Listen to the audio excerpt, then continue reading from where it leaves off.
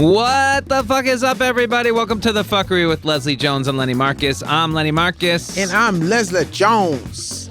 And this is the podcast where the mission is to keep it 100 at all times. We talk about the fuckery going on in the world and in our lives, all while having a whole lot of fun doing it. In the studio today, we have the New York studio. We have comedian and actor Eleanor Kerrigan. And of course, the Fckry of the week. But first, what the fuck is up, Leslie? Friday, March 25th, Royal Oak Music Hall, Royal Oak, Michigan. Come see us. Hopefully it won't be freezing cold, but it will be a great stand-up show. I will go first. Leslie will go second. And we will have a fun time laughing together. What was I just going off on about? And you was like, no, you were saying, dude, talk to me about shit like this. No, it was something else that you was like, it's gold. She's riffing about something. It was something else we was talking about. Y'all remember? And I was riffing if you died on the air. Is that, yeah, I think, wait a minute, I think that's what was that what we was riffing about? And then, one of many. No, but that was something else before that because you was like, why you guys started the show? Because she's starting to fucking say shit. Exactly. First of all, your memory is going. That was the other thing you said. First of all. Something about Rose. Okay, first of all, I'll go into that, but you need to figure that out because it was something good because I was about to tear that ass up. Okay, it was something we were talking about. Anyway, yes, my brain has decided to close the memory department. And Rose, she ran that department for years. She ran it for years. She was so fucking great. She was friends with Merle. Merle. Right. Merle. In your ass. Merle runs my ass. Yes. And he runs all the functions down there. And he gave Rose for a retirement gift. He gave her a pair selection. You know how every month they send you a different pair? So like for January, she's going to get a Bartlett. HelloFresh? No, it's a pair. Oh, Bartlett pairs. Like yeah. No, every month it's a different pair, you fucking asshole. So that shows Next you one, don't Basque. know. It's Basque. Yep. Asian. Exactly. So she's going to get 12 different type of pairs. Del Monte. Or either she might get two of the same because they might not have 12 pairs. But Rose is very happy because she loves pairs. So all I wonder she's gone. I wonder is am I going to stop liking pairs because Rose is gone now? Yeah, it could happen. Anyway, I think you're losing it, man. Is it too cold out there? Is that what happened? Your brain is freezing? Listen, I'm not losing it. I keep telling y'all I was always crazy, and now I'm too old to take care of holding back the insanity. I'm worried about, is baby okay? It's like 40 degrees in California, isn't it? You know what?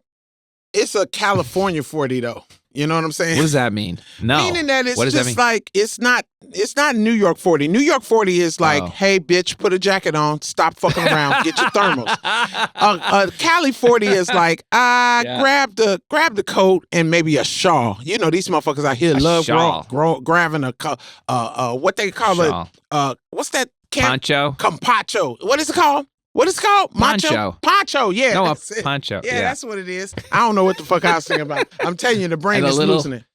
And a little cigarette so you can sell like the good, the bad, and the ugly. That's what they want in the... Yo, dude, I literally flashed to Clint Eastwood in that scene because my mom loved Western. She loved Clint Eastwood. Oh, really? Wow, she would have fucking been so disappointed to find out he was a racist. She'd have been so disappointed because she was in love. And matter of fact, I liked him too because we watched Play Misty for Me together. Yeah, and I thought after that, I looked at her and I said, I think you know that this movie was inappropriate to show me. That may be why I stalked the Israeli. That's where you got it from. That's where I got Clint it Eastwood from. movies. Clint Eastwood movie. But see, we done got all off subject. Look at the list of shit. I got to the second one. I just want to know you're okay. It's snowing here in New York. So. Yeah, and it's snowing up here too, which is hilarious. People act like they ain't never seen no fucking snow. Then I realized they have it. Yeah. Blanca sent me a picture from her house. She was like, "We snow here too." I was like, "Oh shit." Where? I forgot what Blanca lives like in I think in the hills. No, I think she lives in Sunland or something. I'm not sure. And sun, like the sun lives in Sunland. So if it's snowing there, we in trouble. This trouble. Could we talk about the NPR article that came out on you? Wait a minute. Before we talk about that, okay. I have to make you laugh like a motherfucker because I could not stop fucking laughing because I was like, and I can't wait to tell Lenny because I know he's going to laugh too. Okay, so first, I would have really I told you that I would have been on time. I actually was on time, but I really would have been on time if I hadn't made this wrong turn. And the reason I made the wrong turn is because somebody sent me a dick pic. And I was like, wow, this is a great one. This is a really good one. And I missed my whole turn on Mulholland. So I can hear the direction lady going, proceed to the fucking route. Proceed to the route, bitch. Where you going? And I was like, oh, I'm going the wrong way because I was looking at the dick pic, right? So I pulled in and turned around and I started busting up laughing. I said, because I can't wait to tell Lenny because Lenny loves when I talk to him about shit like this. Like all my other friends, like I couldn't talk to the kid. If I told Keenan this, Keenan be like, I don't want to hear about no fucking dick. You know, but you know, you just let me talk about it, you know, and I really like that. Well, who? Freedom. Wait, first of all, from whom? I'm not sure. I'm not sure who it is. Wait, you were just driving around and you got an airdrop of a dick pic, just picking them up on the way? If you want me to go into detail, we can go into detail, but it's just really, it's really just, you know, just a dick pic. I know this. I know you. This is by request. It's a dick. Yeah, I wasn't request, but I appreciate. It's by request. No, it wasn't by request. But the fact that he sent it without me requesting, I was like, I like this guy. Like, no, me and him are thinking on the same. We're thinking on the same fucking. Because that was gonna be the next question. I asked him his height. I asked him where he lived, and the next thing is, can I get a dick pic? Well, he's listening to the show, clearly. I don't think he's listening to the show. I don't think he just... Oh, come on. Nope, they just do that on this site. They do that on this site. So, you know, dick pics are us. And I don't really think it's his dick, though. I don't, you know, because I think that there'd be kids on here playing. They'd be playing a lot because, like, they'll message you and then the whole profile be deleted. You'd be like, yeah, that was somebody playing. But I let them send the dick pics because obviously they're fascinated. So, and it's not bad ones. I was watching Cypher Sounds perform, and he has a whole thing where, like, this airdropping dick pics is a thing getting on and off the subway. Well, you know, Ida, you remember Ida told us that yeah, man. Right. That shit's been happening to us for a long time. I thought it just happened to her once, but apparently this is a common thing, that airdropping. But you have to hit accept. Oh no, I would hit it. I would hit accept. If I see a dick, I'm gonna hit accept. I like the way dicks look. All dicks. Like it's just like you know, little dicks, small dicks. Somebody just walked in that just judged me. As soon as they walked in, they judged me. Because I saw she laughed. She was like, oh wow, you guys talking about dicks in here. Yeah. We were talking about dicks. Leslie's like a sommelier, whoever's listening back there. Oh my God, can you teach me that? Sommelier. Sommelier. It's a French word. It's the guy who comes over, let you test the wine. So I come over and I test the dick? Yeah. Yes, baby. Give me the fucking application to that motherfucker. What the fuck? Can I interest you in, say, a melodic? No. It would go like this. It would go like, and may I interest you in a circumcised penile? You know what I'm saying? It has a nice cut under the mushroom helmet. You can tell by its freshness of the redness that is under the cut. Anyway, I have 2 glasses, please. But Lenny, you let me explore my dickness. I love that. I love Can that. We go I love back you. To never normal, please. You never let me hold it back, and I love you for that. Yeah.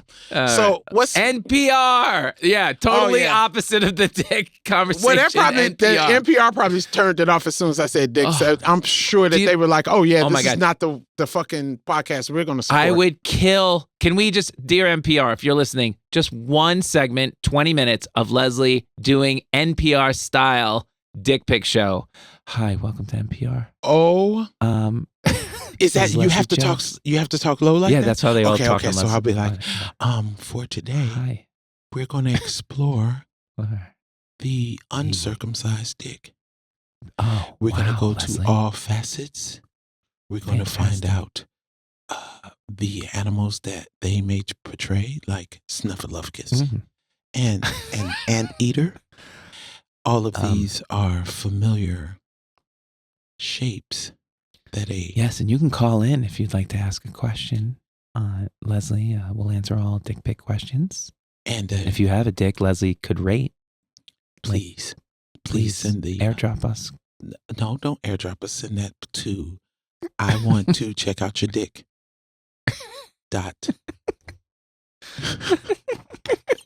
Check my dick. Podcast.com. Yeah, that's how it would sound. I think it'd be a hit show. These old ladies somewhere. You don't going, even understand how much of a hit it would be. And see, it would be a huge hit. It pisses me off because men don't understand that women are just I'm saying that would be a huge hit. It's fucking horny as, but y'all so stupid. Y'all so stupid, and you're not taking care of your brain. You're not taking care of your dick. You're not taking care of us. So we don't want to fuck you right now. So don't get mad at us. Don't get mad at us. But we want to fuck like we want to fuck. Like I want to fuck. Like I'm 55 and I don't give a shit about having a husband or a boyfriend to fuck. Let's do this. But like we can't fuck you now because you're the enemy. But I guess it is like fucking with the enemy. Where is this coming from all of a sudden? We were because I'm tired. I'm tired of these fucking sons of bitches. I want what I want. I keep seeing these people in these great relationships. Like, listen, everybody don't have a bad relationship. But you don't want that. I know I don't, but I want something. Like, why can't, like, it's like everybody get to go to the ice cream shop and get what the fuck they want. And every time I get there, I can't eat the ice cream because my stomach get hurt because of the fucking milk. But y'all don't have no good selections in the fucking vegan ice cream. Y'all got that bullshit. Don't nobody want to eat no matcha fucking ice cream. That's just nasty. You need a vegan dating dick site? I'm lost. I was making an analogy. Vegans out there. I was making an analogy. Yes, and I was trying to straighten it out. I know, but you never get my analogies, and because you never look to the root of them. They're very funny. Men never get them because they're stupid. Yeah, but dumb. Anyway, men, get your shit together so we can stop this. NPR article. Is that what we were talking about? Okay. Yes. So first of all, NPR, that's a big thing, right? That article got written like that. Yes. It's a big thing. NPR says that you're the pick for the Daily Show. They know what's coming. They don't care. Wait a minute. They know what's coming? Wow. Yeah, no, they know that Hassan Minaj is coming. Cal Penn's coming. What's his face is coming. They get it. They've seen it. They know what they want. You know what? You know what's so weird? The author is Eric Deggans. Thank you very much. Thank you, Eric. Because you know what's so weird about all of that is that they finally see me. Does that make sense? Like, yes. Like all the stuff that I've been trying to say or trying to put out about me and who I am as a person, like these articles are starting to say that shit. And yes. I love it. I love, and I love that he put me number one. But you know what my favorite part of that article is? Which I was like, holy shit. The dress? Great dress. Yeah, it's a great dress. My titties was great in that. My titties won in that one. My titties won in that dress. But the last part of the review said, would love to have her, but it's, don't know if, she's too big of a star. Yes. And I was like, that's hot. That's very nice. No, go back. Go back. It's right above there. It's right. Yeah, it says, I would love to see what Jones might do with a chance to spend more time in the host chair, but I fear she may be too big a star to find tethering. Ooh, they even used the word. Tethering herself to a late night program long term is a good move. And then I thought, oh shit, so if I did the Daily Show, does that mean I'm not a big star anymore? No, it just means you're a great choice for that. It's just like you're going to have to put the rest of your career on hold and maybe, movie star and I can do whatever else. Well, there you go. There you go, Eric. She can do it all. Eric, I'm old enough to pick the good projects, so. That's what she's going to do. She's going to pick and choose. All right, we got to throw to a break. We'll be right back with a little more of me and Leslie right after this. And we're back. So, Leslie. Yes, babe. Marjorie Taylor Green. Did you see the nonsense she said this week? Listen, this is what I don't understand. When did we start listening to people like her? I don't understand. She literally, first of all, she's a bald-faced ass, lying ass bitch. Like, for real talk, like, we've had these type of bitches in our life before, and we've canceled them, got rid of them. Why is this hoe sticking around. And she a dirty looking ass bitch too. It'd be different if she just a dirty looking ass bitch. She looks like a bitch that's up to no fucking good. Like if I was to see her anywhere, I'd be like, somebody follow that bitch. She doing some dirty shit. Or if I was in the store and they was like, we gotta call the manager, and that bitch came up, I'd be like, that's all right. Cause this hoe gonna be fucked up. Cause she looks like a fucked up ass bitch. And then my thing is the stuff that they done found out about her. What makes me upset is like how they judged Obama and the people and Beto and Biden and all of them. And these are some old dirty, twisted, disgusting ass people. They're really, this bitch is getting a divorce right now because she fucked a porn star that had herpes or some crazy shit, some stupid shit. Like why would you back anybody who has something like that about it and just say fake news? That means that you don't give a fuck about, you a fucked up ass person. The Matt Geist, Gatz, or what, Guggenheimer is what the fuck I call it, Quagmire, whatever the fuck. He is a disgusting piece of fucking shit. Like, look, have you ever looked at his mouth? His mouth, no. His mouth is a demon mouth. He got a black demon mouth. Look at his mouth. I bet you his breath stank. I bet you his breath smells like teenage draws and cigarettes, because he probably smokes a cigarette and then sniffs teenagers' drawers that he bought off of eBay, because he's a piece of fucking shit. Like, look at his mouth. Look at that mouth. That's an evil demon fucking, the devil's definitely fucked his face. The devil has definitely put his dick in Matt Gat's fucking mouth. Look at all these motherfuckers. I just don't understand how these disgusting motherfuckers is the ones that you listen to. I don't get that. I don't. There's nothing Marjorie Green could ever fucking tell me that would make me want to fucking do anything but go take a shower. Look at this hoe. She can't even get her ends done right. Look at her fucking roots.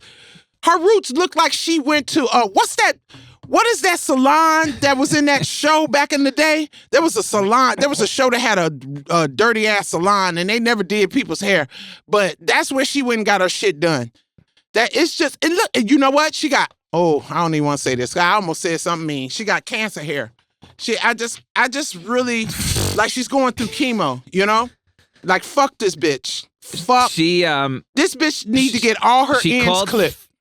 She called for national divorce. Red State should leave from the her. union. A national divorce from her. And I heard that she wants the red states to split from the blue states. This is what upsets me. But here's the thing: nobody told her that she is a blue state right now. Georgia went blue last election because they're dumb, and they're talking to more dumb people that's just gonna brush us off as this is what I want, and I'm tired. Cause see, everybody keeps saying, Leslie, if you was president, you should run for president. Y'all don't want the smoke that I would bring, because I have no fucks to give. See, let me tell you something. I'm 55, so that means that I'm on the trail to death.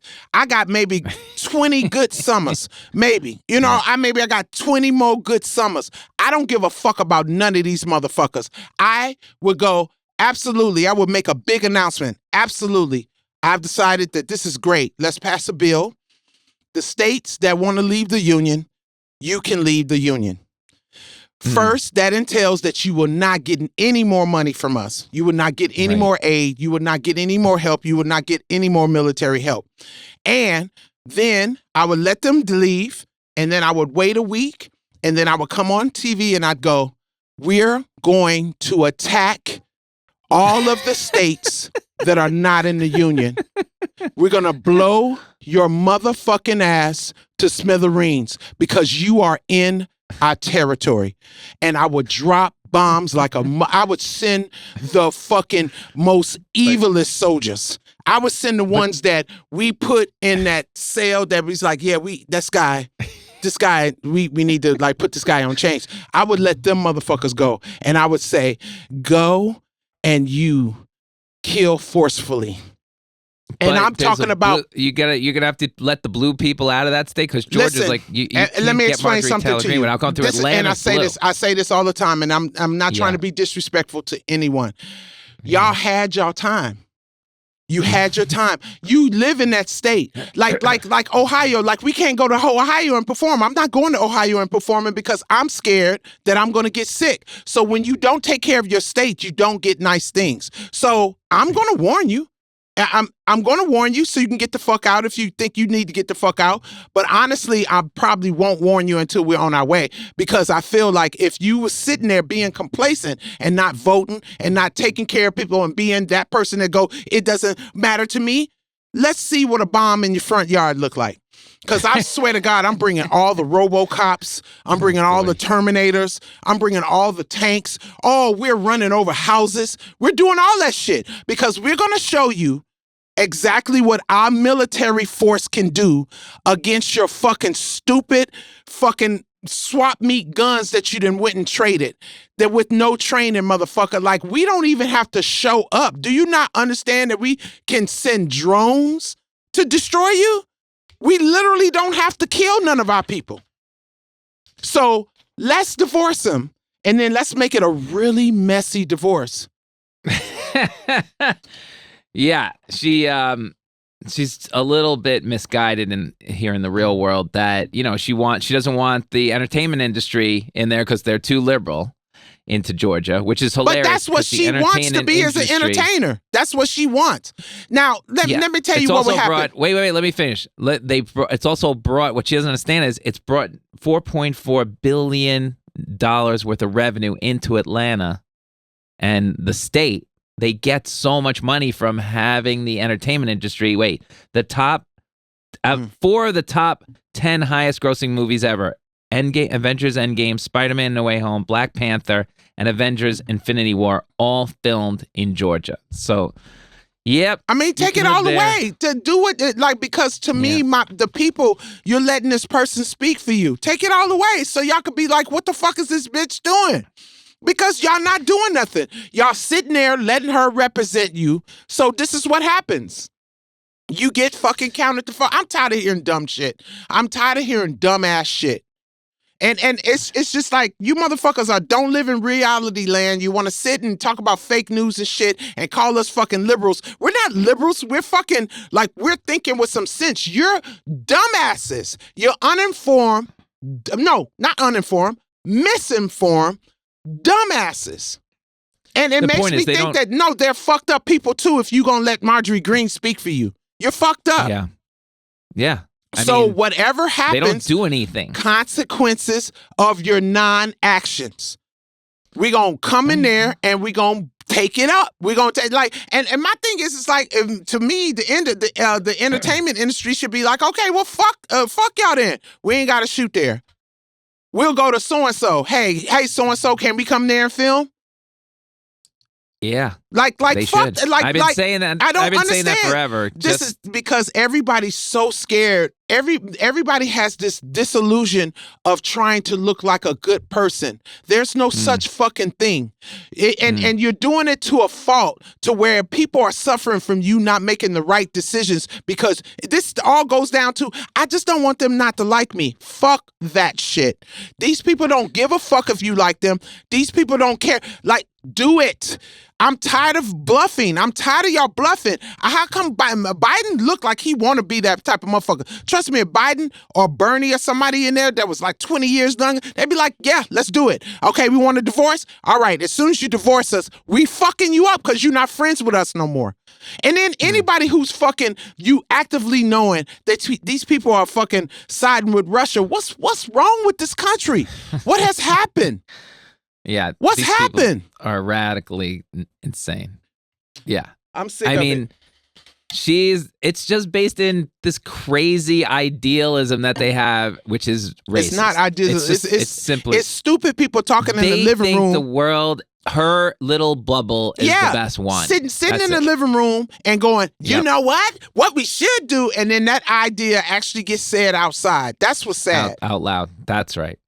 That's what's sad. Keep that shit in your living room. You don't understand what would happen if that really happened. But They Georgia is blue. It's so that's stupid. what I'm saying. That why She can don't we secede show at any them? point. Let's show them. See, this is the thing that it comes down to. Even the slavery thing. The reason it's so easy for people to be like, "Oh, why you still thinking about that?" It's because you didn't live that shit.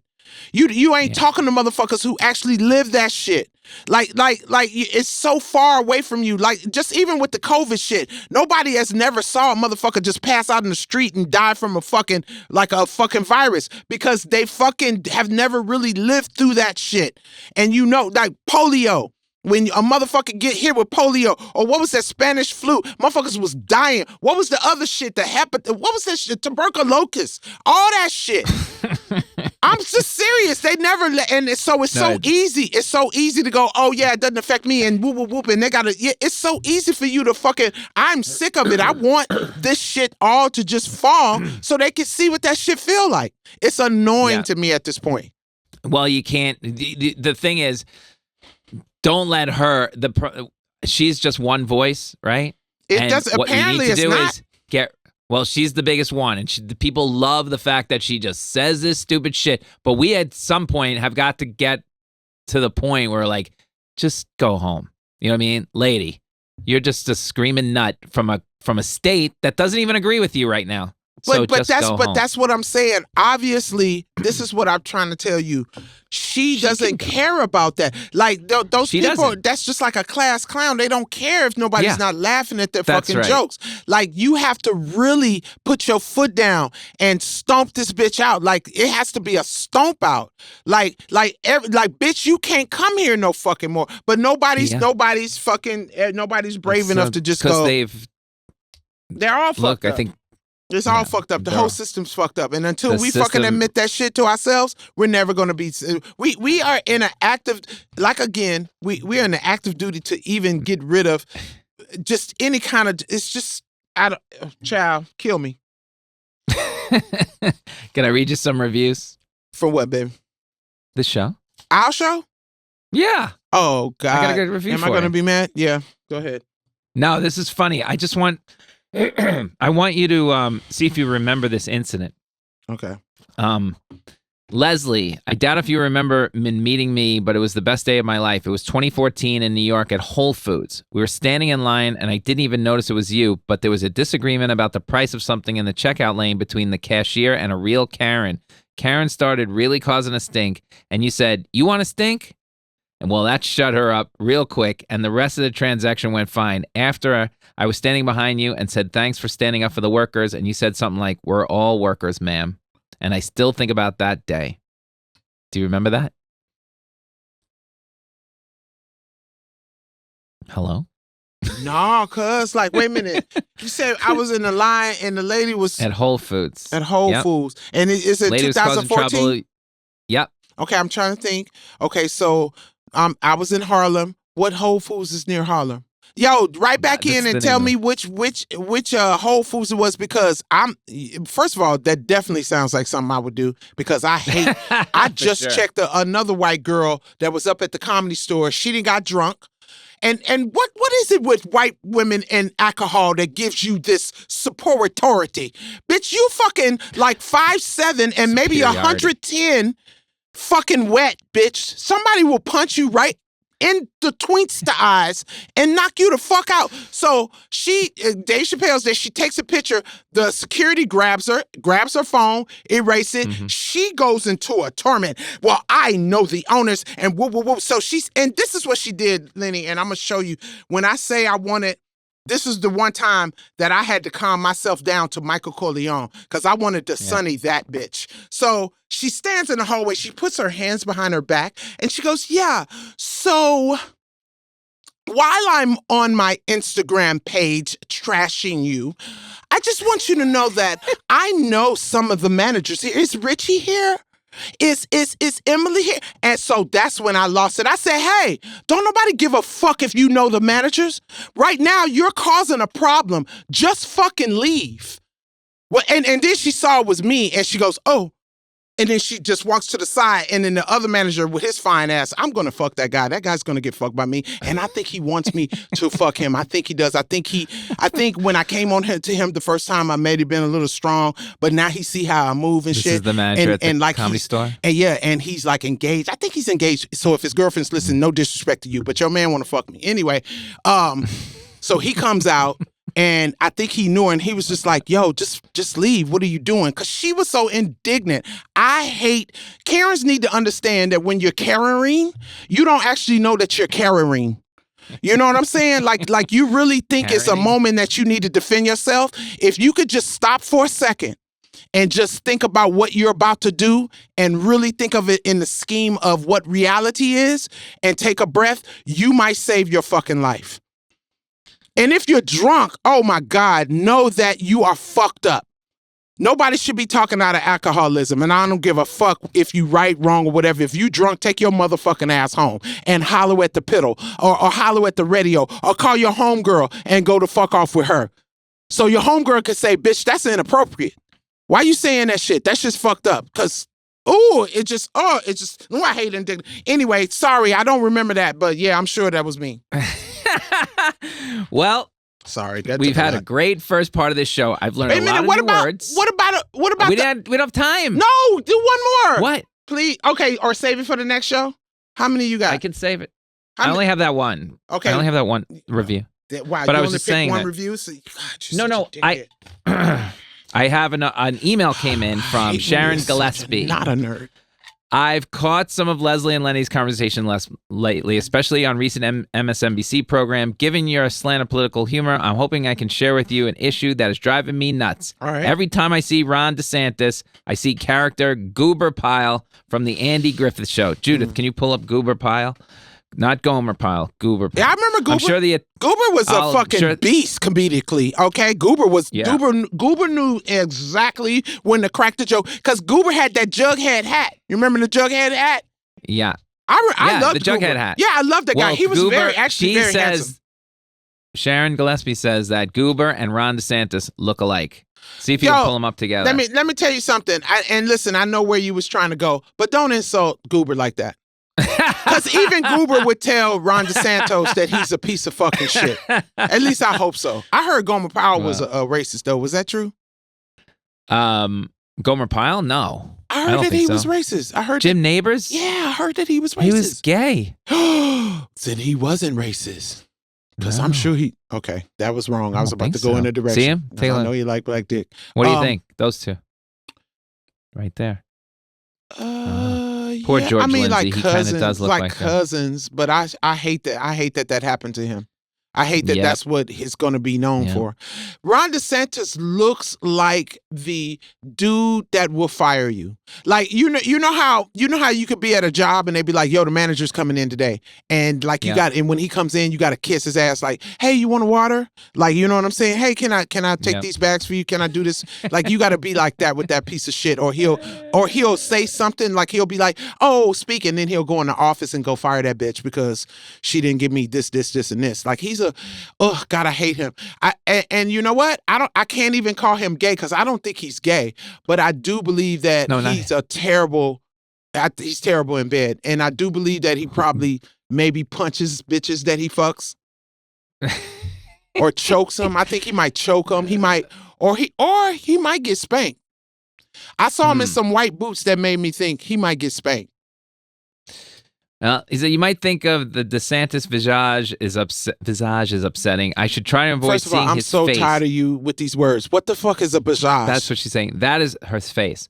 That is hard to do, however, since I am thick in the PhD work of contemporary education public policy issues, not a day goes by when I don't see, hear, or read about the governor's efforts to decimate our public education system. Thanks for letting me vent, and may George Lindsay rest in peace. That's Goober. Thanks, Sharon. I'm sorry you have to deal with him every day in your work. It is frustrating for sure. Yeah. But listen, we're making enemies today. I love it. We have Ron DeSantis. We don't care. Marjorie Taylor Green. We don't care. The girlfriend of the guy you might have to fuck at the Comedy Store. And what guy I have to fuck? The guy at the Comedy Store. You may have to fight his girlfriend if he's getting engaged.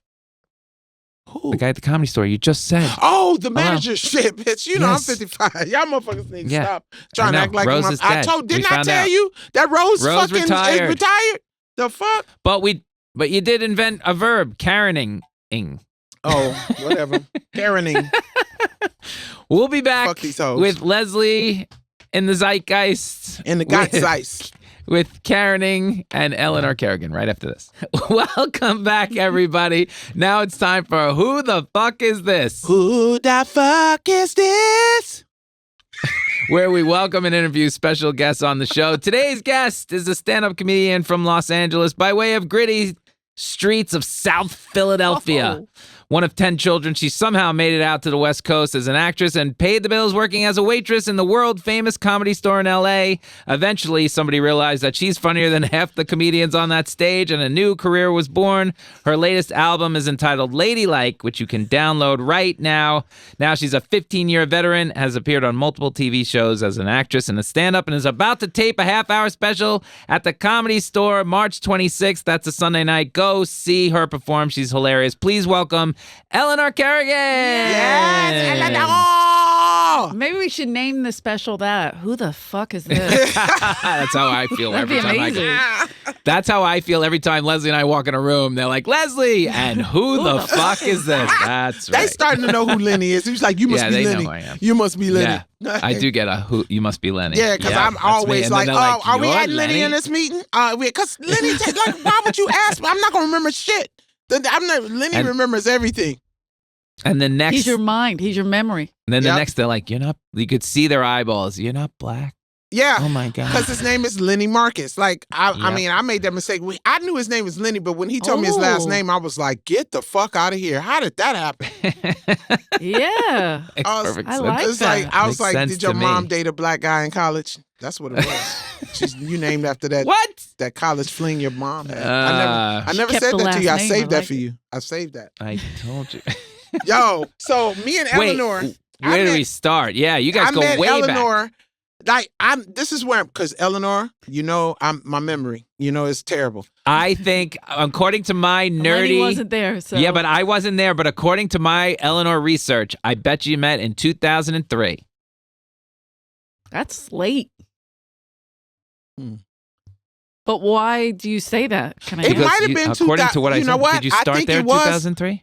1993. Yeah, I was just gonna say. 1993? I'll be dead Now- within the hour. Yeah. I Okay. mean- So I started coming there when they started doing Fat Tuesdays there with Yeah, guys. 95. So 95 this round. Now Okay, 95. they hadn't started putting me up, and I don't think I became something until I came back from New York, which that was 98, 2000. So 2000 would be the time that I really was like knowing the people Hanging there. out. Yeah, hanging out and getting and I was drinking at the time. So Adriana, Oh, right? yeah. She was working. She would always give me my drinks. She always give me that lemon drop, and that's when Yeah. what's the name was working at the front. I mean, it was just all the old heads, right? And Yeah. I just remember you always had the main room because you was the best waitress. You and Adrena, and Well, that's a little crazy, but no, yeah, I like what you're saying. And- I was and- the head waitress. yeah, because you was the best Is one. there a head waitress? And Okay, so there is. and thought the you girl were who joking. played Lee.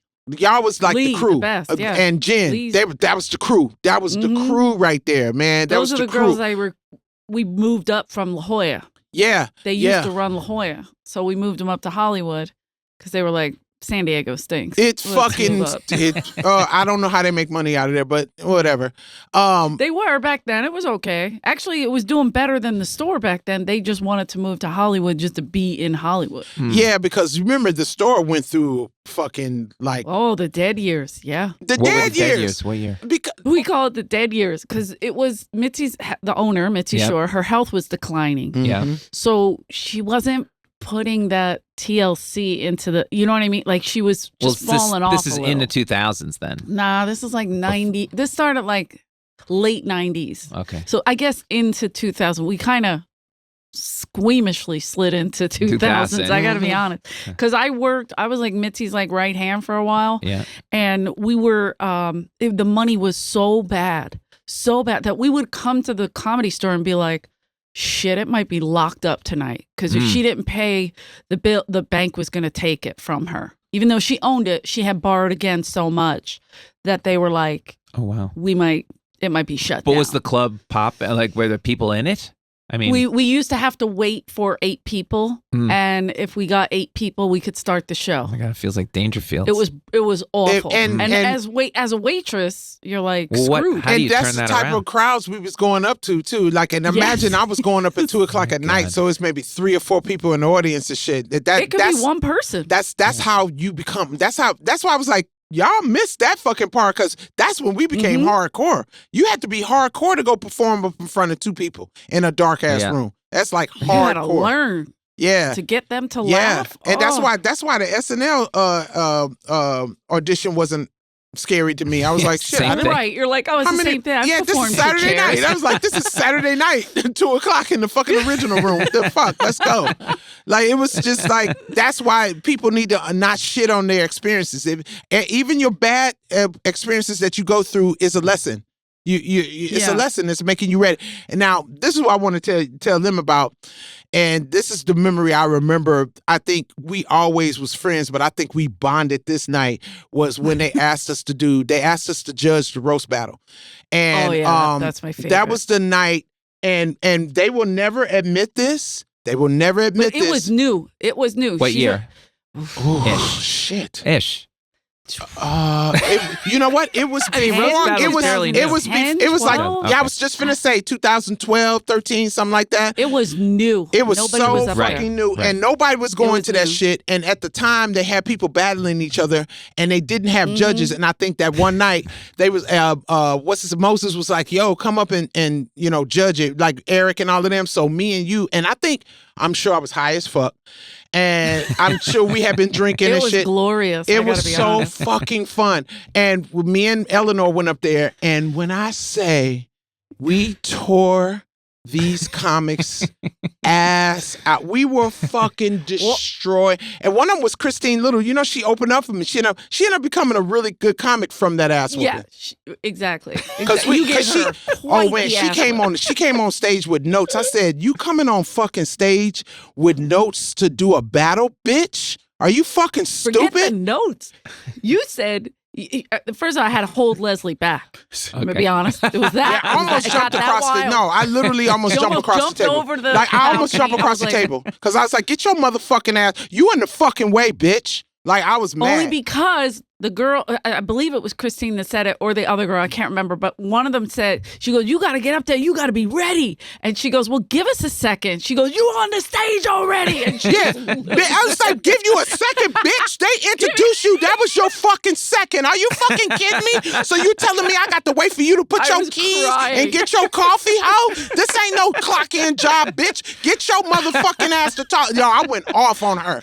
And me and Eleanor tore their ass up. And after that night, we had so much fun. After that night, it started getting popular because they were coming to see if people. So they started having judges and shit. And that was I think they had already had judges, to be honest, but just we nothing exciting, nothing that got wild. I think that. Because it even got to the point where Moses said, "This is why we don't have women judges," and then we attacked him. Oh, remember that? I said, and that's exactly why you a bitch and ain't fucked in 3 years, you fucking asshole. Like, fuck all them dudes. All them dudes were they was all horses nuts. Oh shit! Well, I mean, it did take off, and that was like the little show that could, if you for a long time. Leslie talks about the Comedy Store in like. I don't even know if it's romantic terms. It's like, college for her. But it's like New York for Woody Allen. I guess. That's how I look at it. You know what I used to always? I always called Comedy Store Fame for comics. Like Fame. Like we used to always, because it was Fame. It was like the show Fame. It was like Fame for comics because they had 3 different rooms. It was 3 different, like the original room is still that room. Drama. Like the original room, you don't go in there and fuck around in that room. Like that room has its own set of rules. It will fucking destroy you. Don't you come in there with no cocky attitude. Now the belly room, you can do that. They let you do that. That energy there lets you fuck around. Main room is like, why you here unless you a performer? Like, the main room don't give a fuck about you being nervous. The main room don't give a fuck about you. You better bring your ass on the stage. This is a round stage, so you performing for everybody. Man, it took me so long to master the main room. It took me so long. It's true. And I think mine was fear. To be honest, mine was fear in there because I worked, like I said, me and Mitzi were like 5 years, like inseparable. Yeah. And because we weren't making money at night, so I was working for her during the day. Yeah. I think I was the only employee that had health insurance. Terrified. What, Tommy Just didn't? me and Tommy Mitz. didn't have it? Not, maybe later, but that I don't know. When did you cross over to performer? That didn't happen till 2007. But did you have to leave and then come back, or did you? She said, "All right, No, I'll put you up." I'll explain that. All right, but please. let me just say the main Okay. room. What she wanted, it was a Vegas showroom.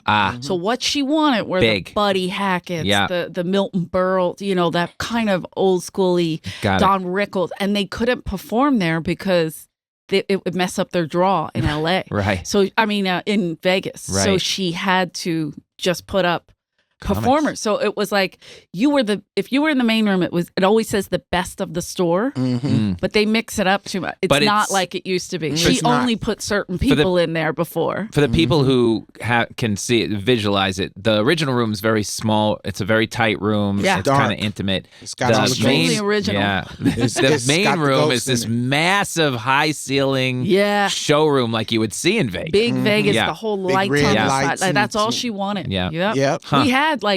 We had the Smothers Brothers. We had Carlin. I remember Jackie Mason did 10 nights or 12 Shit, Pryor nights. was always there. Pryor was always there. But that was back in the, not like for me. Pryor always did the original room. Because he I- was I worked smart, with him and in the that's ori- who yeah. I feel in there. That's why Certain you can't fuck comics around in there. only did the You original can't room. fuck around. All the good ones are in there. All the good ones are in there. I promise. Absolutely. Anytime that I this has just happened 2 or 3 weeks ago. Lenny, you remember when you gave me the assignment, like you're not allowed to do the old jokes. For some Right. reason, there was a crowd in there, and I was like, let me do that because I don't know how this crowd is. And I pay for it because I swear the whole time I was doing the set, I could hear, like, what the fuck are you doing? What you scared of?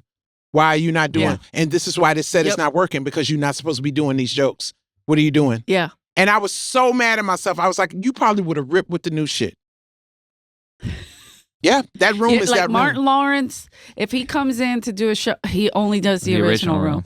I like that room better. Dice, Just going all in. those guys, Yeah. like they love to come do the original Because it has that's a where feel it cuts of your feet. yeah, it's, I'm telling people you. are on top of you. I'm You can telling see you. you, It's the- very cellar. I'm telling you, the Yeah. main Lenny, room. it's the ghost. The, It's the ghost. the main room. How many? It could be the ghost. How many people does each room hold? The main room hold. The main room, I believe, I'm going to go by fire marshal as to not get it closed. Hello. And I think it's like, I want to say like 286 Yeah, it's big. the fire marshal Yep. gave the. But let me tell you, when You we could had fit Jackie 3.5. Mason, we Yeah. had 405. Wow. To the point where my pants were shredded on the sides because I couldn't get through the tables. Yeah. And the fire marshal showed up, and Mitzi goes, "You got to go out and just talk to them, okay?" And I go, "Well, what do you want me to say?" And she goes, "Just Just be flirt with them." Yeah, or because something. Eleanor is Get a bad rid bitch. of 'em. Then pretty ass hair. I was Probably like, "What the fuck?" and she could talk her ass off. I had to sleep with the whole. No, she enjoyed it. The whole fire department. And but they were nice. I gave them drinks, and they went back out. and how much does the other room hold? The original room hold? 186, Yeah. I think. That's or very something like that. similar, I could be off, but and then the belly room's like a 989, I Yeah. think. But we always, when we want to, we could get 100 in there. Interesting. Don't tell anybody. I won't tell anybody. Well, this I whole promise. podcast goes out to millions. So, no, it's so funny because I always They tell won't Eleanor, it's like she's the black version of me. Because like whenever we follow Well, each other, you're- it's always like, okay. whenever she introduced best. me, she introduced like, yo, get ready because you think I'm bad. This bitch about to come up here. And then I do the same thing with her. I was like, oh, y'all think I was fucking crazy? This bitch is about to come up here. And that's how we introduce each other. Like, It's the best. I love following you. oh my God, it's always so fucking fun because she does these jokes that are just so funny and roughneck. I was just like such a roughneck. She I said love roughneck. it. Yeah. Well, your background is, one of 10 children from Philly, you're going to be tough. A little rough. South Philly. South Philly. I So wear you know the how to shirt fight. just in case I forget where I'm from. I have this shirt on that says "Made in South Philly," and every time I wear it at my mom's house, she goes, "How do you know?" And I go, "What does that mean?" Wait, tell him what you do to your nephew that plays baseball, how fucking terrible y'all are. Oh, we torture everybody. I fucking love it. I have one nephew, he's only into basketball. Yeah. So he just shits on the baseball player who plays professionally, FYI. He played for the Twins. He was in a Puerto Rican league all through the winter. My nephew, Jimmy Kerrigan. He plays. Yeah, he plays professional baseball. And the other one the other one's just in college, not playing, might be a coach. Right. And he's like, yeah, baseball stinks. So do you. I'm like, oh my God.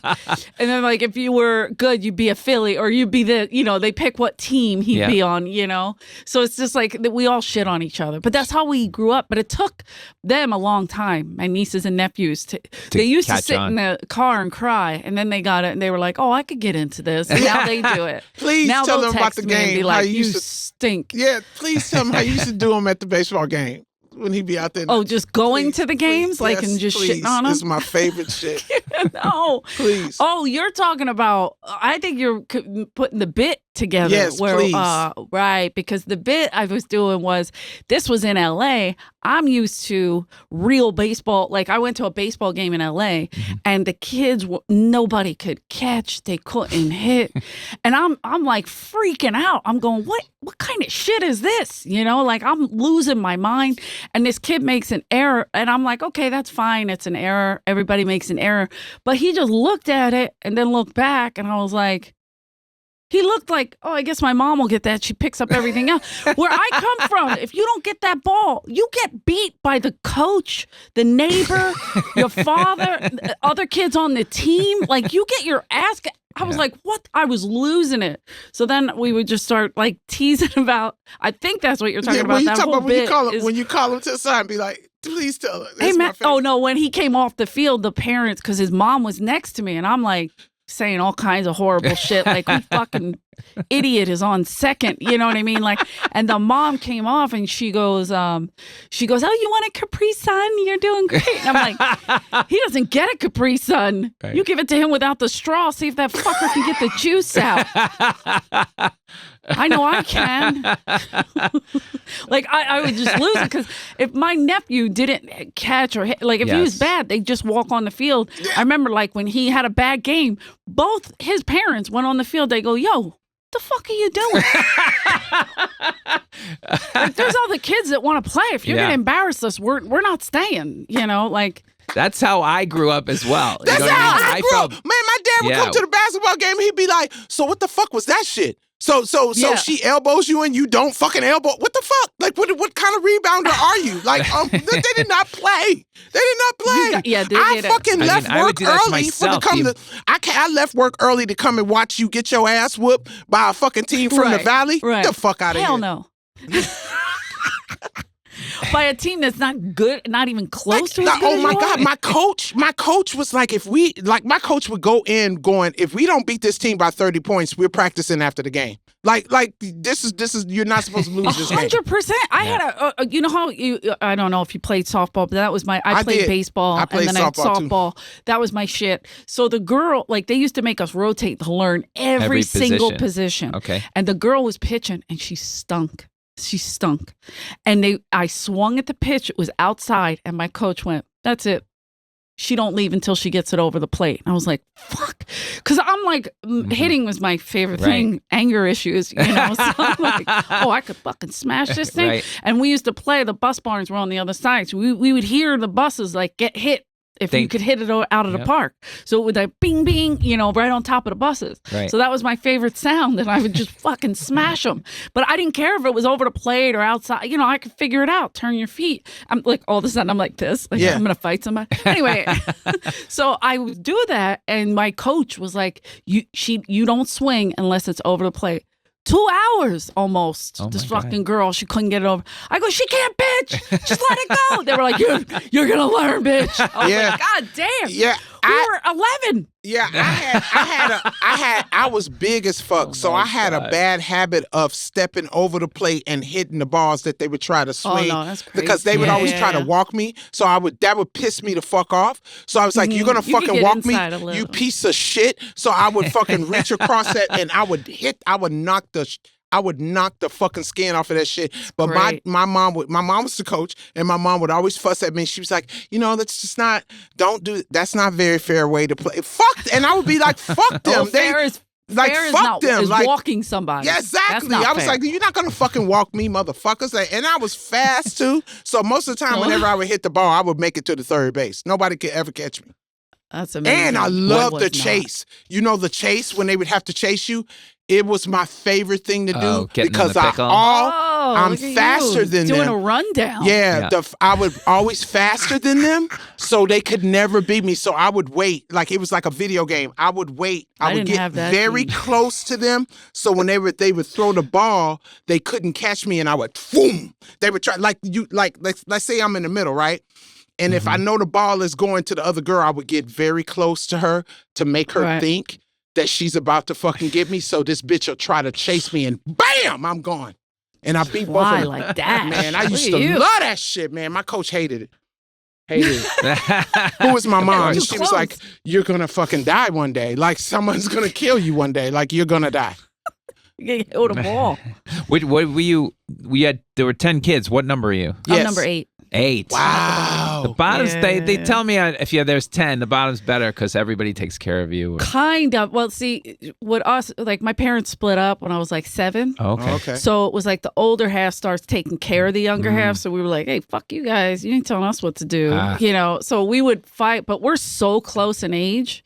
We're only 15 years apart from eldest to youngest. I don't understand this at all. And my mom took a 2-year break. I mean, this bitch was working. Yeah. Super Catholic. Working. Do you get special dispensation from the priest? She said she was using the rhythm method. And I'm like, are you Janet Jackson? How much rhythm you got, bitch? Rhythm is your nation that you built. That rhythm was her nemesis. That shit she was fuck. I would have done, by number 5, you did the opposite of what you've been doing. It's like number 5, I think we're not in the rhythm. I think number 5 proves that the rhythm thing ain't working. Wow. The Fertile Myrtle sisters. What did your dad do? Was he a multimillionaire? Oh, yeah, he was a billionaire. He owned a typewriter store. So no.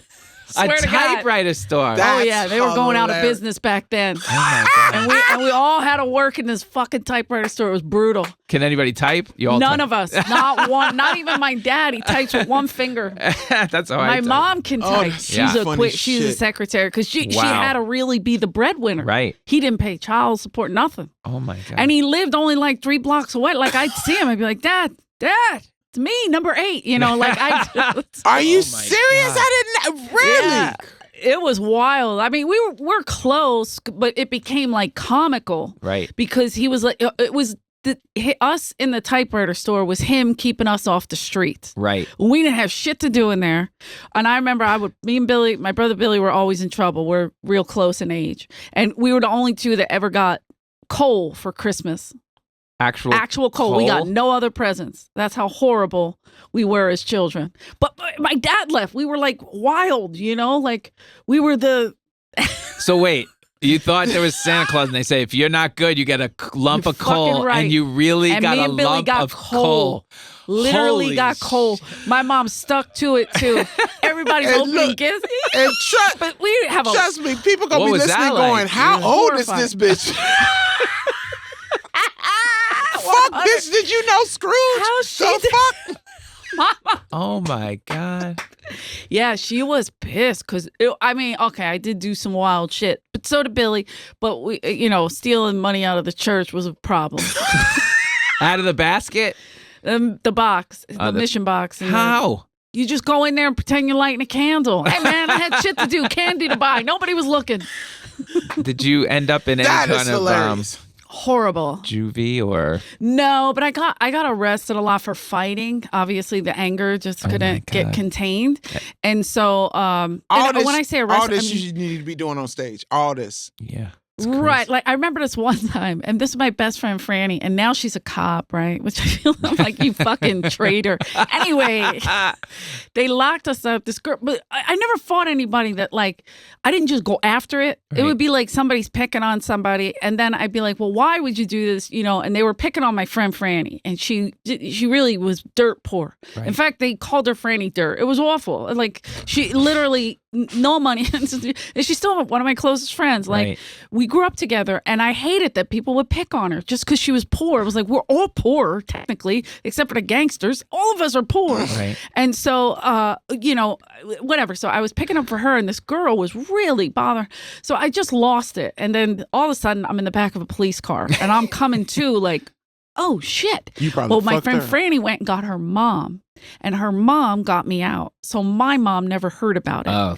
However, my father, who my mother calls horseshit, he's all over the place, knows every single cop in the business. So when I get to my dad's, they're like, oh, so we heard you were at the you know, 1st District last night. You got arrested. And I'm like, what?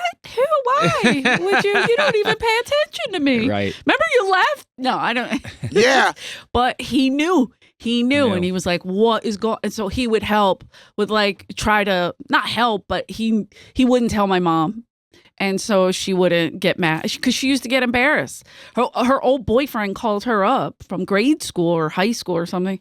No, grade school, I think it was. And he's like, hey, Ed, I don't know if you remember me. And he said his name. And he goes, your daughter beat the shit out of my daughter today.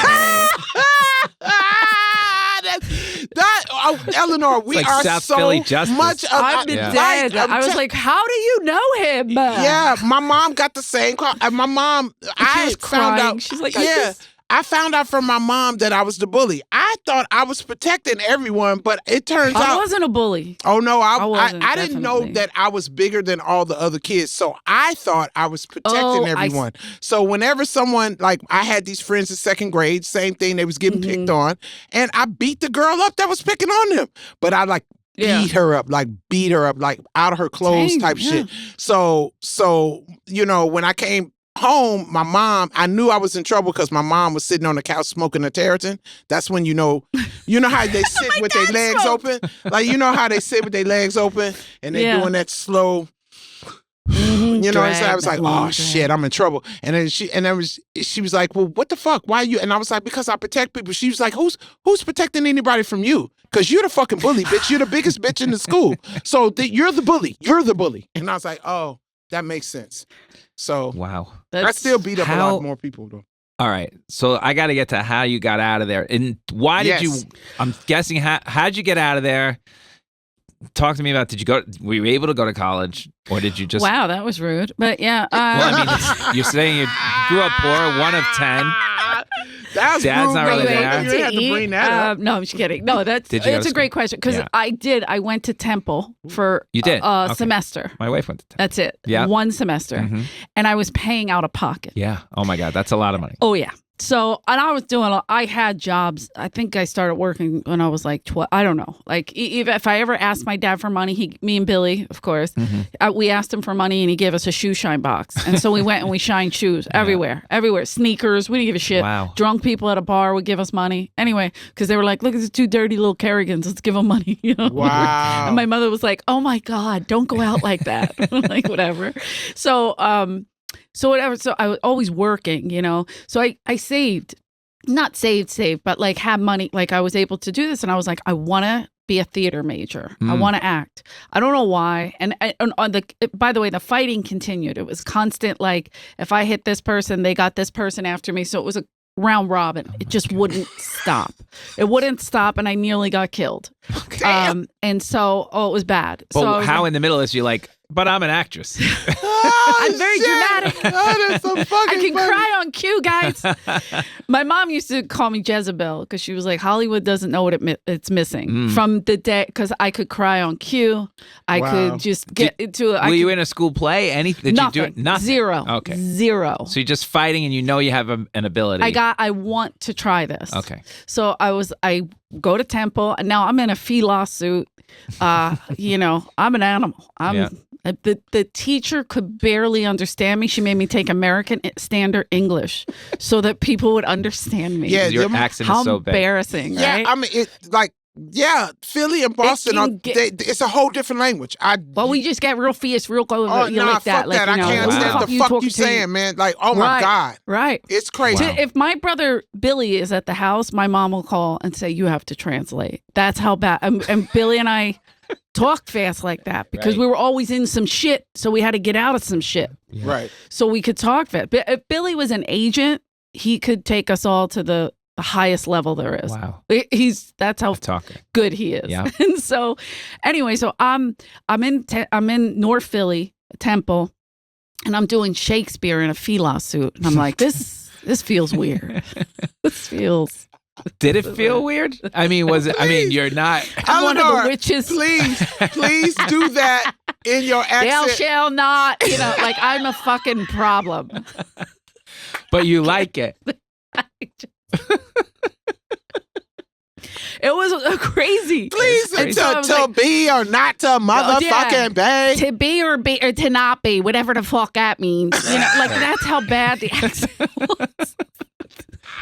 We're crying. Oh, Lord. So I go to American Standard English. Now I'm practicing. I'm I'm learning how to speak for the first time. That's the funniest shit ever. At 18 years old, 19, whatever I was.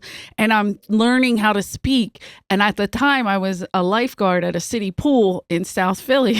And so I go, I'm practicing my English. And I'm like... So I blow the whistle. These kids are being bad. I blow the whistle and I go, get out of the pool. Or no, I go, get out of the water. The whole fucking pool turned around like, what the fuck is water, bitch? Who are you talking to? It's water, hell. You know that. Fuck is you? Did you get stung by a bee? Are you possessed? Because you spoke well. Oh my God, they lost it. It was the whole entire summer where I just got roasted for, say water, say water. Like they were hurting themselves saying it properly. Oh my God, that's so fucking funny. It was awful and amazing at the same time. But I stuck with it. Like Great. I tried. Yes. And then I was like, fuck this. And just dumb shit kept happening. And then I moved to LA. Right there. I was like, I gotta go. And my mother was like, are you crazy? I'm like, I'm leaving. But with acting in mind. Yeah. Well, it got even weirder.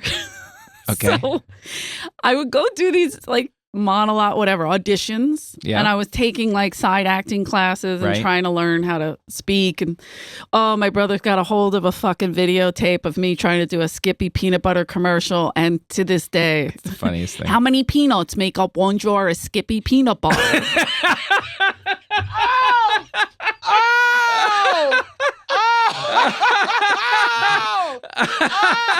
Nailed it. Dude, they played it everywhere. Nailed it. Everywhere. Dude, you should put that on your page. If we had the internet, it would be, I don't know where that is. I destroyed it as I was trying to not kill my family. Dude, seriously, you definitely should post that. Mind? That shit would make you famous. But are you kidding me? As a TikTok, these people are putting up how things sound in Philly. This is how you say it in Philly. Oh my God!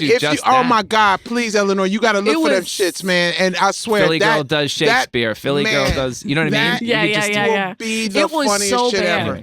Oh my God! But how did you? But hey, are casting directors even telling you at that point? No, okay, like, so I go to New York. I get into this weird acting class. You could pay, and they're like, "Hey, we have our finals in New York City." Whoa, okay. Okay. So I go to New York, and I believe it was the Waldorf Astoria that they were having this audition thing. You go up, you do your monologue. Now I'm quite the asshole. I'm doing not Yentl, Barbara Streisand. Hold on, it is Streisand though. Nuts.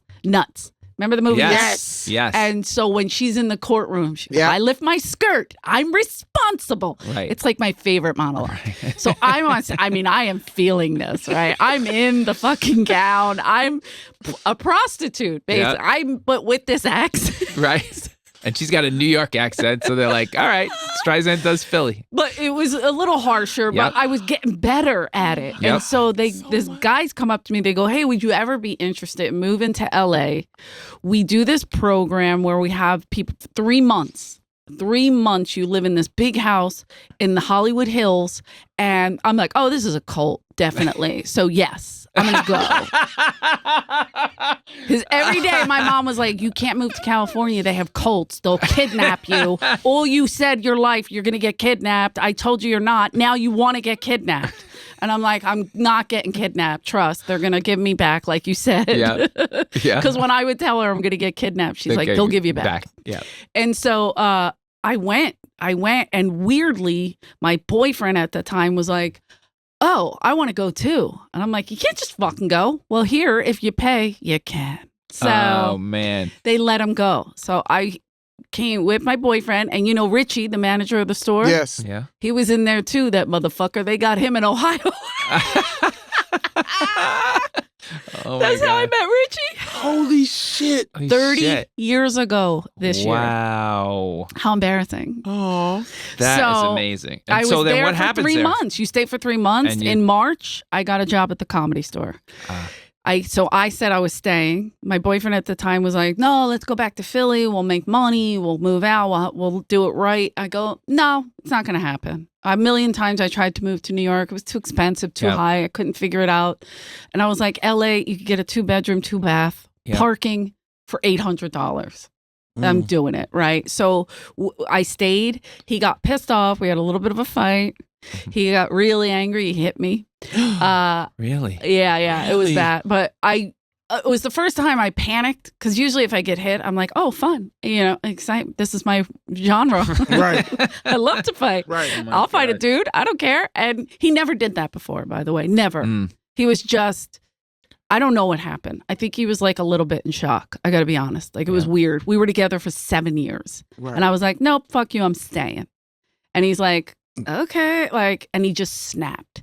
I'm not making excuses for him, but I swear he's never done it to anybody else. And he just fucking hauls off. And I remember I lifted and I fell, and all I could think of was to grab the cordless phone, and I called my brother Jimmy. Oh boy. And I was like, yo, you're not going to believe this. And I'm kind of crying.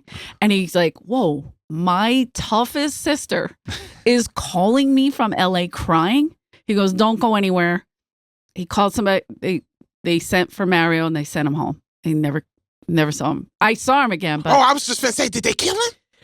No, they didn't do that. Because Eleanor, I would believe it. You got to get permission for that. I would believe that, Eleanor, because you are literally telling us the backstory to The Sopranos right now. Jesus, I believe that they did it off of your family. What the fuck? I'm sorry, who's Mario? Excuse me. That's Mario. We'll just call Mario. We love Eleanor. But we're still, we're friendly now. This just happened. You know what I mean? It was, my brothers knew his dad. My brother Jimmy knew his dad. So he talked to his dad, and his dad was like, well, if you go near her again, they have my permission to kill you. Wow. Right. Like, oh, wow. Yeah. Okay, that'll do it. And that's so funny love. because, I knocked it out with a iron. I was like, yeah, did you actually think that you was going to get to hit me? And he didn't get to hit me. He went to hit me, and I swung around and grabbed the iron because he grabbed me from behind. He grabbed me from behind, and when he grabbed me from behind, I'm tall, so my long arms and the iron was on top of the fish tank, the one that I say very much in my joke a lot. It was on top of the fish tank, and he swung me around, and on the way, I grabbed the iron, and when he swung me around, I swung that iron around and went, bam, and knocked that motherfucker out, and stepped over him and ran to my friend's house because I was like, I done killed that motherfucker. That motherfucker dead. And then he called my friend's house, and I knew he wasn't dead. It is weird that I didn't swing back. I think I was shocked. As in shock because he never ever hit. Never. So you were even so shocked that you didn't even respond with hitting him back. Yeah, I was like, oh wow. Well, see, I had been trained for that moment, so my dad was like, my dad thought I was gonna be a boy, so my whole life he was always training me how to protect myself. So he would always be like, we would be at the table, and he'd be like, you could take this, butter knife and go, cloo, cloo, right, blah. And I'm just like, well, a butter knife. Why would I take a butter knife? Why the fuck is you training me in butter knife? She's trained to be Liam Neeson. I gotta be honest. I swear to God, I got a set of skills. The butter knife isn't good. I gotta be honest. It happened to me. A girl had a real knife to my throat, a real knife, and my best friend Timmy threw me a butter knife. And I was like, yeah, Nope. but let me show I you how swear on to. Yeah, God. but let me show you how to use and it. I was like, You take it. Nope. You take it right to the end. You take it right to the end, right here, and jug. This is a soft area, and just jug that motherfucker. I'm gonna right say, up there. luckily somebody broke it up. So Yeah, don't fight me. Don't I ever was fight me. about I to be will dead. kill you. I will kill you with ever was standing beside me. Look, Jordan and Judith looking at me like, yo, bitch, this is like, are we okay? Calm down. This is Are a we- comedy all right, show. good. Comedy. Let's Yeah. go But back to you know what's so comedy. funny, Lenny? When she said like your favorite monologue, what's your favorite monologue? Mine? Yeah. Ooh, I forget where it's from. I have to. That's a long time ago that I did a monologue. No, I'm One saying that my favorite monologue of all time from a is the movie. beginning of Alec Baldwin of Glengarry Glen Oh, Ross. that's excellent. Of what? I would Yeah, yeah. and of what? Glengarry Glen Ross. See, that's the whitest shit I've ever heard. It's Never David heard of Mamet. it. No, Oh my never. God, This you've is, never you seen would it? love I would Oh, no, I wouldn't, because just yes, the you title would. alone makes You me would. hate white people. Glengarry Glen No. Ross, the fuck out of here. I'll Sounds tell like you a the terrible movie to country hate movie. white people too, but that's not it. Yo, That's not it. let me tell you my favorite monologue, and y'all gonna be very surprised. Dennis Hooper from True Romance. Harper Oh, Hooper, you know what though? unbelievable. It's two Excellent. P's, bitch. You get on my motherfucking nerves. True Romance, one of the best monologues when they're about to kill him. One of the best monologues to me when he talks a good about one. how the Probably- Italians fucked the shit out of Yeah, that, like black people fucked the the shit out Moors of. took I over Sicily. Fucking love it. Yeah. It was one of my favorite The other one. monologues. His face, Christopher Walken's Walken. face, Oh, is no, absolutely excellent. It's so excellent because when the motherfucker, he stays so calm because he's like, Mhm. oh no, I'm gonna kill this motherfucker. Yeah, and he knows he's dead. Yeah, so he's it's like- taking his shot. They don't make movies like that no more, cause everybody right. was in that movie. In that movie, I've seen that movie a number of, at least about 35 times. I've seen that movie. Now I've seen Happy Gilmore at least 80, so that's the movie that beats that out. But yeah, I've seen that monologue butchered on basketball courts in South Philadelphia quite often. what do you mean? While playing Italian kids. Oh my God, Playing what is against it? Italian Please kids. tell They me. lose their shit when you bring that up. Oh, really? Oh yeah. My God. Yeah, and then, What- you're Sicilian, huh? You remember the Moors took Oh, over Sicily, and they lose their mind. They get so mad. Would you just call me motherfucker? They lose it. You could get them hot, really fuck up their game, girl. It's incredible. That's the best thing I've ever heard. This is the greatest education I've gotten. How to kill somebody with a butter knife. Yes. How to I wish I rile up- learned that lesson when I was 14, almost dead. Oh, man, my God. man, please. I still got a fucking thing in my hand where this girl stabbed me with a pencil. And I took it I've had back out of my regular hand knives, but and nope. stabbed All her. right, let me pull it back Yeah. together for a second. yeah, so pull it wait, together. so Let's pulling now, it Don't together. fuck with me, Now- Jordan. I'm a so crazy you're at the bitch. store. So now that are you acting on the side during this whole? Oh, absolutely. Yeah. So I'm Yeah. trying to go on And you've landed auditions stuff. and I'm doing, we were doing plays and stuff in that house. Even though it was weird, it really was just a money thing. It was a giant house, 1502 Queens Road, right behind the Comedy Store. But what's Oh, LA you're talking like about that for White you? House that's on the hill? Yeah. Oh, Wait a minute, that wait a place? minute. I know Didn't that Bobby place. Lee own that house at one point, or somebody? No, Does no, Pauly no. own You're it? going up the ramp. Oh, You're going up the okay. ramp. Oh, the other way, Queens Road. Yeah, yeah, yeah. Pauly and Mitzi owned. Now Peter okay, owns that. okay. The They other they one. own both houses. Not up that top. white one that's over there, but that's what you were talking about? Yeah, you're talking about Crest Hill too. Yeah. Mitzi owned Crest Hill, which is behind the Comedy Comedy Store, Store. a little bit further up. Yes. Yeah. Okay.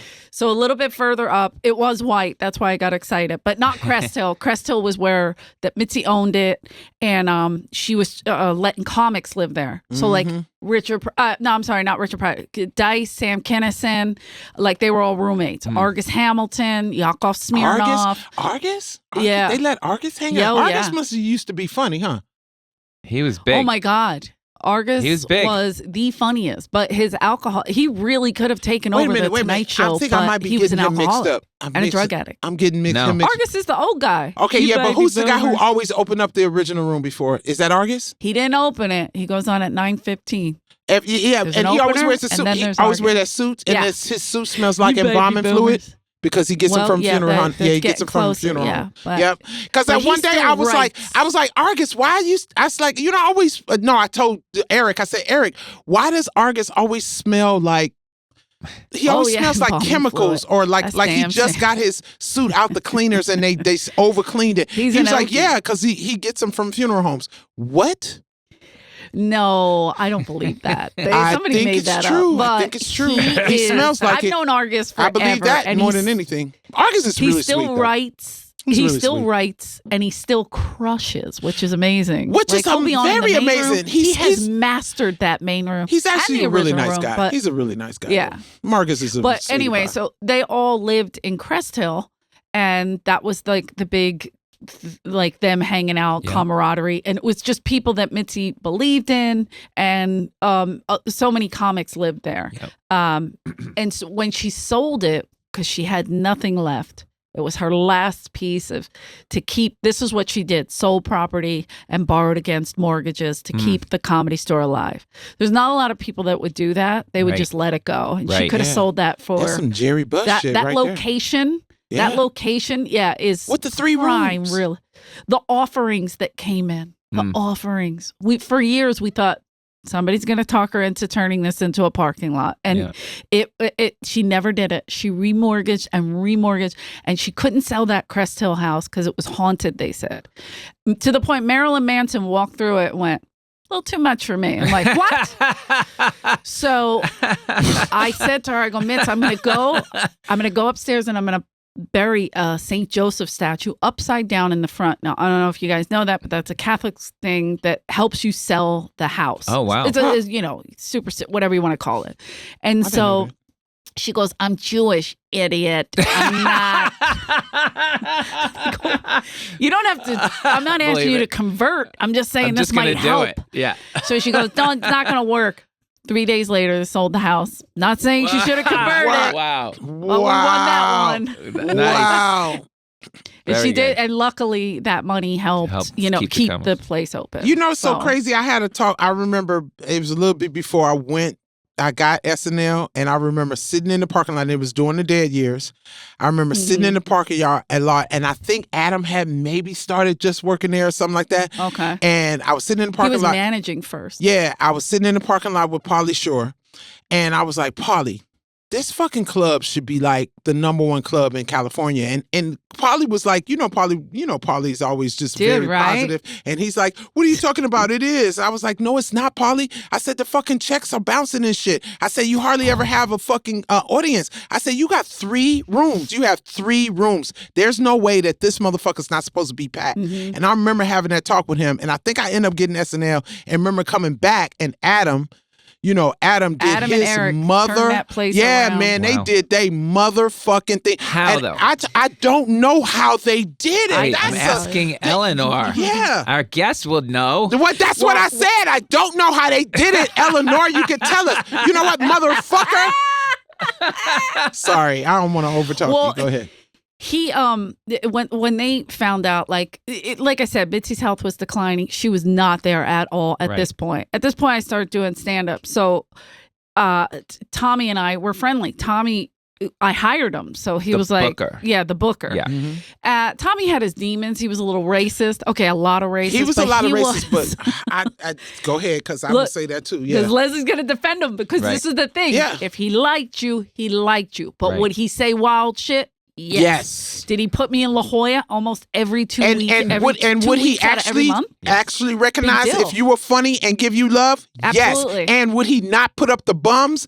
No. Would Josh Martin, all of them motherfuckers, to be in the Comedy Store if Tommy was still there? Fuck no. Go ahead. If Mitzi was still there, a lot of people wouldn't be there. But that was her thing. That was her crazy, her way. Some people's name that I see on the wall, Eleanor, you know good and well, we was like, get the fuck out of here. There's a lot of people's names on the wall that I'll be when like, I got my I wish name I on had the wall, some it was black very...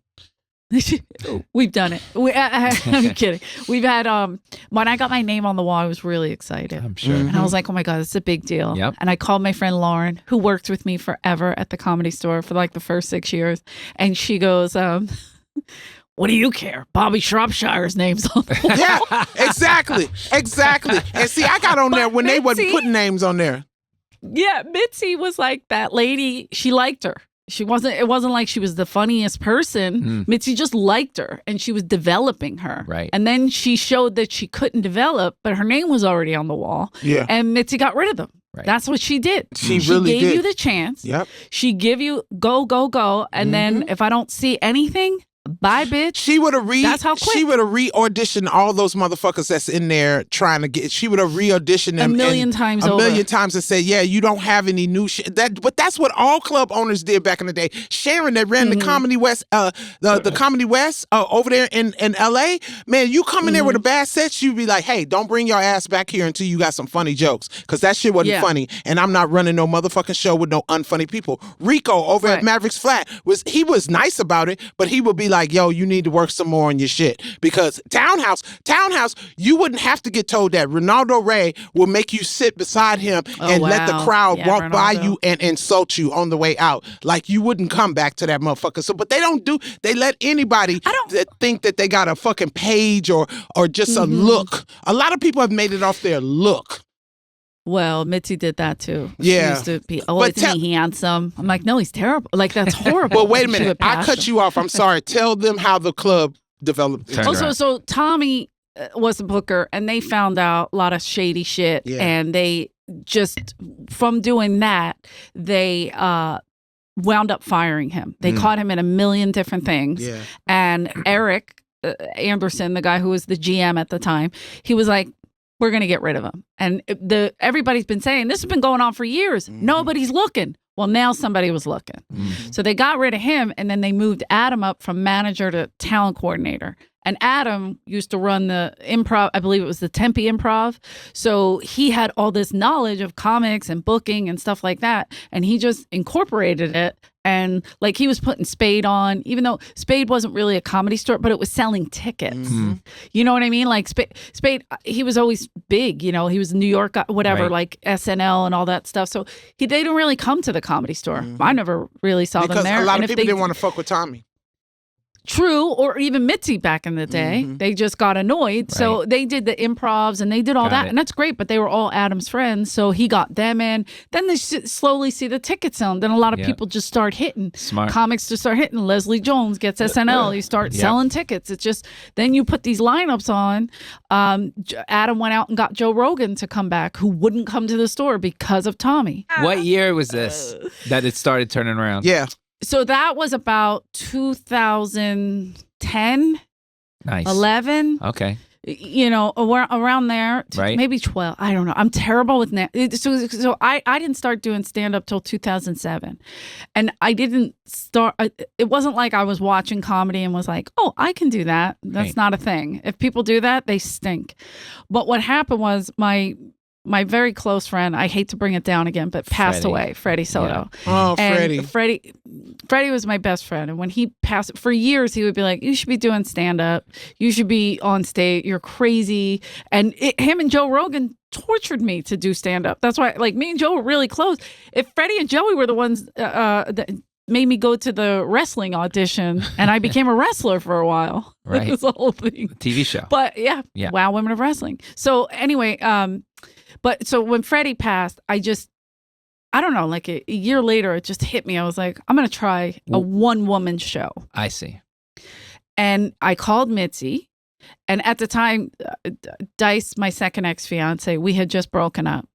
Okay. I make a lot of mistakes. She was and breaking up wasn't to one Andrew of them. Dice Clay. Dice Clay. So people always say, how come you guys broke up? I'm like, I regained consciousness. So wait, I torture him. So he would come in, you knew him from the store. I knew him from the store. Again, he was one of the guys that would hang in the kitchen. Some comics come in, do their spot, and leave. A lot of comics like Eddie Griffin, Dice, they were in the back every night. Joe Rogan, man, how many times do you remember me sitting in that corner after I warm up my food and eat?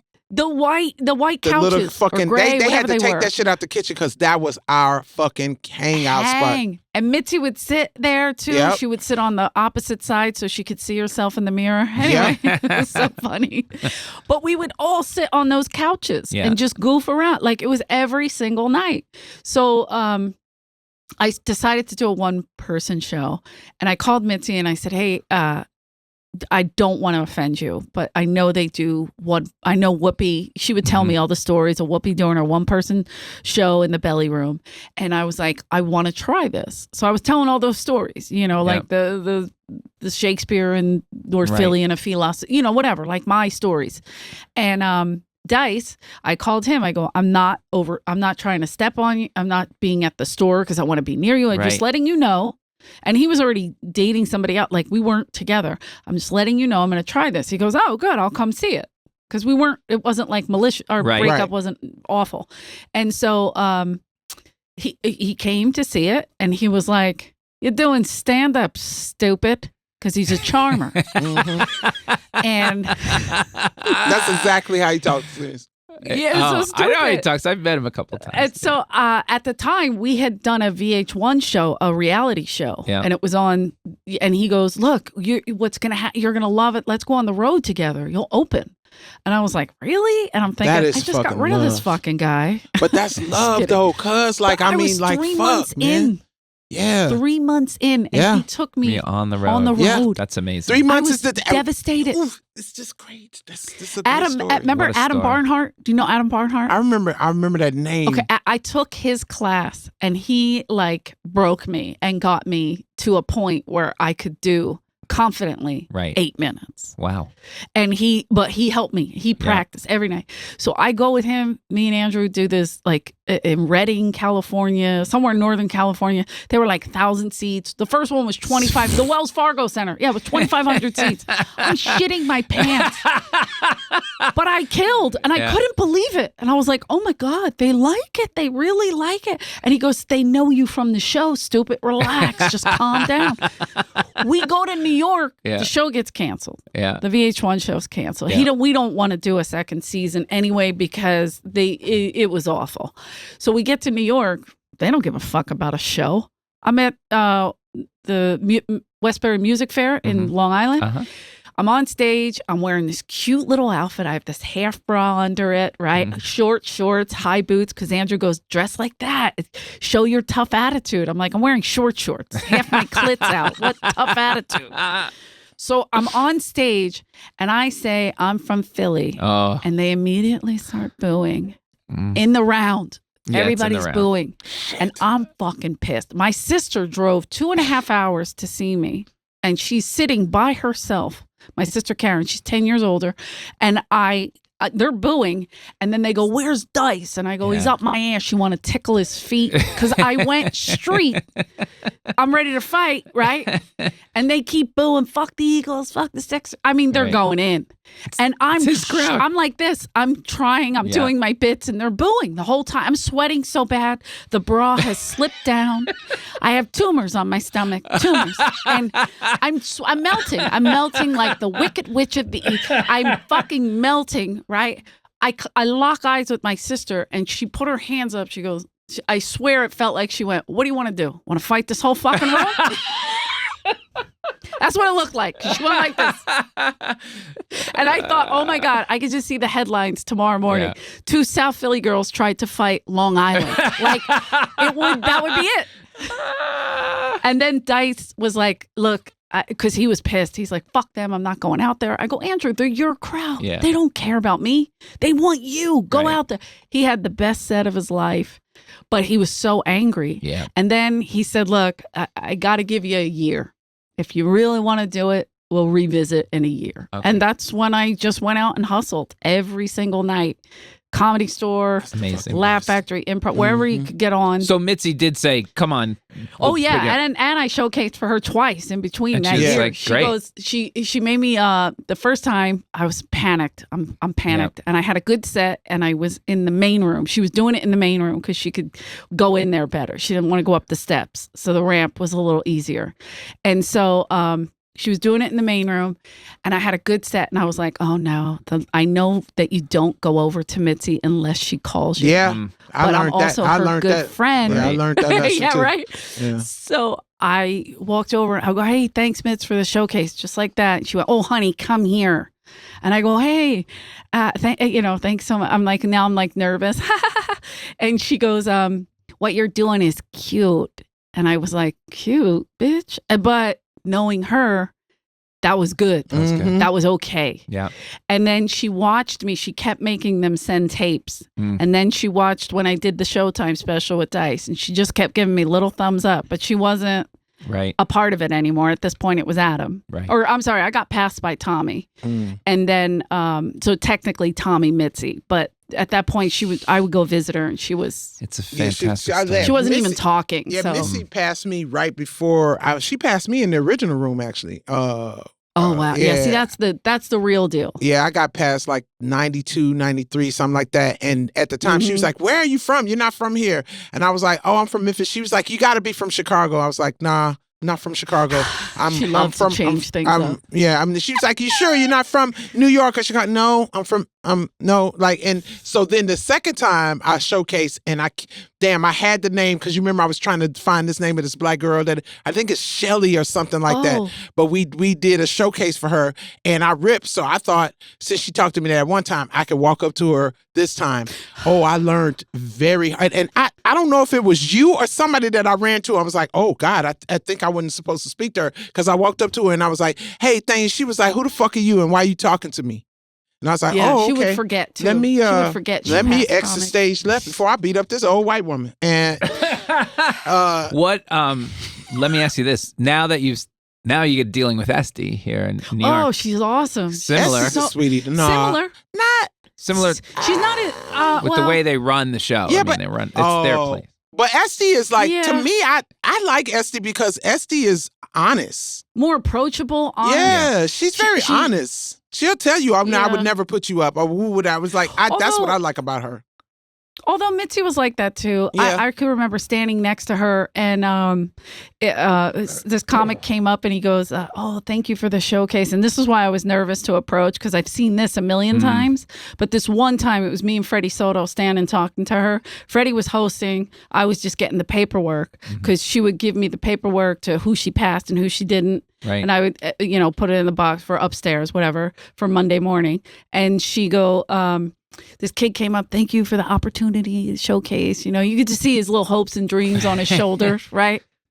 And she goes, oh, and he goes, do you have any advice for me? And she goes, oh, I don't encourage mediocre talent. Oh, jeez. Oh, I love stuff like that. I thought that kid was going to die. I could just see him on the bus. God, yes, tell us that. Like, no, I don't encourage that. Oh my God. Sorry. Cause it's like, I don't know what I opened up, and I wasn't before. I opened up for Method Man and Redman at a college. Now, I had performed the night before and destroyed, but not thinking this is going to be the same crowd that's going to be at the rap. So I went up and was going to do the same material. When I say these motherfuckers forcefully started booing at me so much to where I was I was like, hey, motherfucker, listen, I want to see Redman and Method Man too, but I got to get through this fucking set. So stop fucking booing me so I can get fucking my $1,500 and get the fuck out of here. Yeah. So I can hear the goddamn song. And then I get off stage and Spanky Hayes came up and destroyed. And I was just like, I need to do this much longer. I need to. And that's when I went to New York. I was like, I need to really learn how to be a real comic. What a tight ship they run at the Cellar. Yep. So many shows. It's 15 shows a night almost, I think. She has like 6 clubs on that block. But still, like that many shows being run, that's tough. She keeps it all straight. She keeps it all straight. I think it drives her crazy a little bit. But yeah, she's getting up there. You know what I mean? I don't know her well enough, but I see. It's a lot of work, but she loves it. I love the Cellar. I just hate having to deal with. It was the same thing with Comedy Store. Just hate having to deal with the comics sometimes. It's like that in every club. We all have big personalities, and of course, egos are going to bump. Yeah. I don't have an ego. I don't think. I don't get offended. I think I was stripped early on. So Judy Gold used to say to me, "How do I come to the Comedy Store? You're still here, and you didn't lose your fucking mind yet." Yeah, because I lost my mind. Yeah. It's like not even about the ego. It's about how the respect for each other. Like we're all fucking soldiers. Why are we not respecting each other? You know what I mean? It's like it would be different. Like I can understand some people that they might not respect because they don't think that they've paid their dues or whatever. But motherfucker, I've been in the ditches since 87. It should be like a lights and confetti going off when I walk in that motherfucker. I'm still alive. I made it in this business. I made through all the bad promoters, the jealous openers, the fucking pervy theater people, the fucking promoters that tries to pimp you off. I done been through all that shit. Right. So give me my motherfucking stripes, bitches. You know, that's the thing that I hate set the dealing confetti off when you come in. Yeah. Well, that's because you my bitch. I shoot it out. Whenever we're together, we're like, I literally rode into the parking lot and Eleanor's playing football. Oh, I wasn't. They're tossing a football, so I and then I said, bitch, if y'all hit my motherfucking car, I was just like the auntie that pulls up. I said, if y'all hit my motherfucking car with that ball, I'm gonna fuck you up. She's like our old creepy neighbor that would take our ball, be like, you motherfucker, and then we set his house on fire. Whenever me and Eleanor are in there, we are always starting some fucking trouble. We went to a Chappelle party one night. Right? It was during the Netflix as a joke. You was with me. You was with me when they was talking about the puppies eating pussy. Ray. Yes. Yeah. It was the best party we've ever. It was so good. And my favorite part, forget the party. Yeah. We're in the parking lot of the Comedy Store. I do my sets. Leslie does hers. Caroline does hers. Then we're going, right? So I go, oh, I'll drive. And Leslie goes, bitch, I ain't getting in your fucking shit-ass car. The fuck I'm gonna pull up to the party in that fucking bullshit. You said, bitch, she goes, can you see my car? Did you see my motherfucking car? Bitch, we finna roll up in style. Get your ass in the car. We had fucking even Caroline fun. Goes, I didn't even ask. Caroline is the fucking best. And whenever we're all at the store, it's like, we stupid, dude. We be running around, and then we'll lose each other. And I go, Richie, where the fuck did Eleanor go? I don't know. She's in the front. So, and if we see Richie's still at the store. You remember when that cute guy? So what we'll do is we'll go to the front and wait for the audience to come out to see the cute guy to see how he'll respond to us. Yeah, you remember the fine one? It's kind of rapey what we do. Yeah, it's very rapey. And you remember the cute guy that came out and we thought he was gonna come talk to you because you remember talk to me because I had and he comes over and he goes, yeah, thanks, it was really nice. And we both was like, gay. Nice. You fucking gay bitch ass be polite too, motherfucker. I was like, who the see fuck what we're looking for? You fucking motherfucker. You know what we want from you. Like, we have so much fun. We have so much fun. Yeah, we do get silly. We get silly, but go ahead. Go ahead. I want to just ask you a couple more questions. Go ahead. Go ahead and ask because I was going to say she has a workout problem too. Jesus. What's the workout problem? She's fucking crazy. So it was like at least 104 degrees outside. So me and her go and have breakfast, right? We go have breakfast and we sat outside and had breakfast and shit. And I was like, okay, I'm going home. It's fucking hot. She was like, oh yeah, I'm just going to run home. I said, bitch, am I gonna have to come pick your ass back up from a sunstroke? What the cancer is like the sun is literally officially giving cancer today. Like they literally put out a bulletin saying, hey, we're giving cancer today. And this bitch comes out and talking about she gonna run in the sun. I already got it. What you got, son? Very white. Very Eleanor Kerrigan. What you got, son? Not from lifeguarding for 7 years at a city pool using baby oil as my fully Irish and see-through. How'd you get basal cancer? I don't know. Are you okay? I'm fine. They took it out. A lot of it, but I have to get checked every year. I had it in my eye right here. Oh my Lord. I had it on my chest. Oh yeah, I'll be dead within the hour. I'm fine with it though, because I had fun.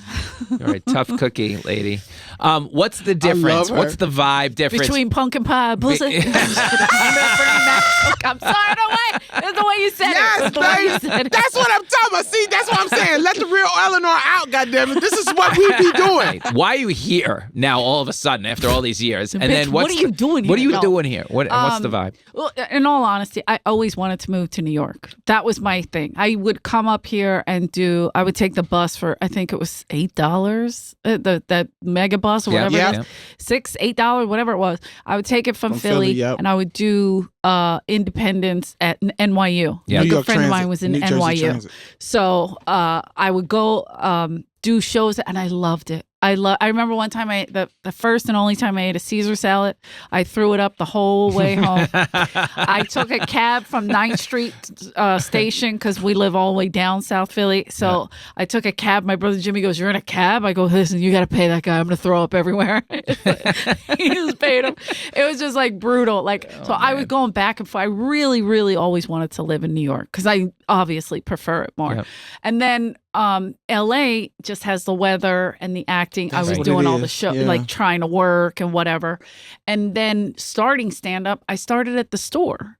So I technically grew up at the, my later life is at the store. Mm-hmm. That's why I want to do this special in March, which is 30 years later. I was going to call it 30 for 30, but I was like, but then I'm not 30. But it's like it's like a this is my life kind of thing. Right. I don't know. So, and I'm only doing 30 minutes. That's the title. 30 years. That's the title. This is my life kind of thing. Yeah. But, I haven't decided yet. I like who the fuck are you? But yeah, so then I moved to LA and it's just, the vibe here is, to me, just more exciting. People are hustling more. You feel people working. Yep. Mm-hmm. In LA, I don't think you feel people working. Exactly. In fact, you go out and you go, does anybody fucking work? Does anybody? So are you passive, all independently wealthy? So Jesus lazy. Christ. And just so lazy and kick back and relaxed. And it's just like... Yeah, she knows I hate it there. When I go to New York, it's just like you're working. Yeah. It's just like I'm a comic in New York. You don't feel like a loser. Yeah. You have too much time to think. It's like the difference between kids when we grew up and versus today. They have too much fucking time on their hands. Right. They have too much space. I had to share a room with all my brothers. There was 7 of us in one room. There was no way I had a thought that didn't get interrupted immediately. What do I say all the time? Idle mind has idle hands. You ain't got shit to do. It's crazy. So where did you move to here? Are you in Manhattan? No, I'm not. I didn't move yet. Oh, I'm okay. thinking about it. So before the pandemic, BC, as I like to call it, before Corona, before the pandemic, Dice and I were looking for places here because we were really making more money on this side.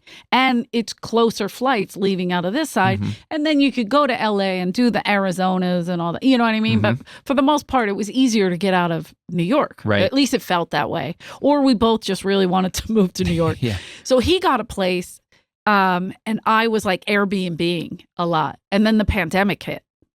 So we never got the chance he let his place go and then got a new place now. But it took forever. And now I'm actively looking. And I'm hoping to keep both places, to be quite honest. Because I'll never not love the store. But even Leslie makes fun of me when I do 1 million spots a night. They're like, how? In LA, how? Yeah. But I find them. She does. And I know how she does it. I mean, if you're going to hustle. But like, also, I wanted to tell you, too, if I'm never in New York and you're in New York, you can stay at my place. I have a place over there on 89th and 1st. Oh, okay. That's exactly where I'm looking, around that area. I like that area. And that's just for us because it's quiet. Quiet old people. Don't go to the west side. Quiet old people. But a friend of mine likes Chelsea, too. So I've been like thinking about that. Chelsea got too many cokeheads for me. Well, then I might be okay in Chelsea. No, I'm just kidding. I like their energy. The last thing. So now if you make this big move after all this time, do you have a big goal in mind? What's the dream job now? I mean, you've seen everything in show business you could possibly see. What's the job? I really do want to get on a show at some kind of a show. Like I really was jealous of the oh shit, what's the one I like on HBO Max with the Hacks? Yes, Hacks. Mm-hmm. Like I love it. And I think I don't know if she's doing Joan Rivers. I don't know what kind of. Right. But just that idea, it's almost like, remember the movie The Wrestler? Yep. That's real. That's us. We're fucked. If we don't. Yeah. So it's and Hacks is showing that, and that's awesome. So I would love to get on a show like that, not specifically Hacks, obviously, but something of my own that I write. It's so funny because at the show I was telling you about, the Butterfly Effect, I have her as one of the characters on there. Like you, one of the 7 people I wrote in. Oh, I like that. Fantastic. Get me off. I'll get a butterfly tattoo, whatever you want.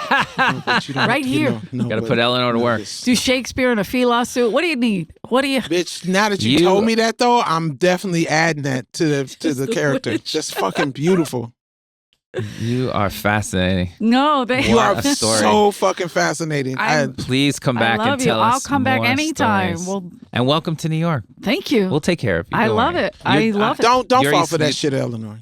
She's got my vibe. What are you talking about? Oh, We like fuck East off. Coast people. I go Oh, out to fuck LA. off. I'm like, how? Fuck now off. I don't even She understand has how you my made it vibe. out there for 30 years. She's my vibe because she's Cali. You have an East Coast vibe. Don't kid yourself. You do. Yo, you're Listen. from Chicago, right? Yeah, listen, I got an East Coast vibe when I need an East Coast vibe. When I'm in LA, I'm LA. Okay. All right. Eleanor, thank you so much my for doing God. this. This So was Oh my amazing. God! Oh my God, Oh my Eleanor, when you God. coming back here, bitch? We'll see her. Yes, I'll be bitch. here. We gotta see I'll each be other. here. All right. Okay. Thank Thank you. I love you, Again. Eleanor. Thank you, baby, All right. with your crazy ass. I knew you was gonna. We'll be good. right back with the fuckery of the week right after this. Wow, that was a lot of fun with Eleanor. Welcome back, everybody.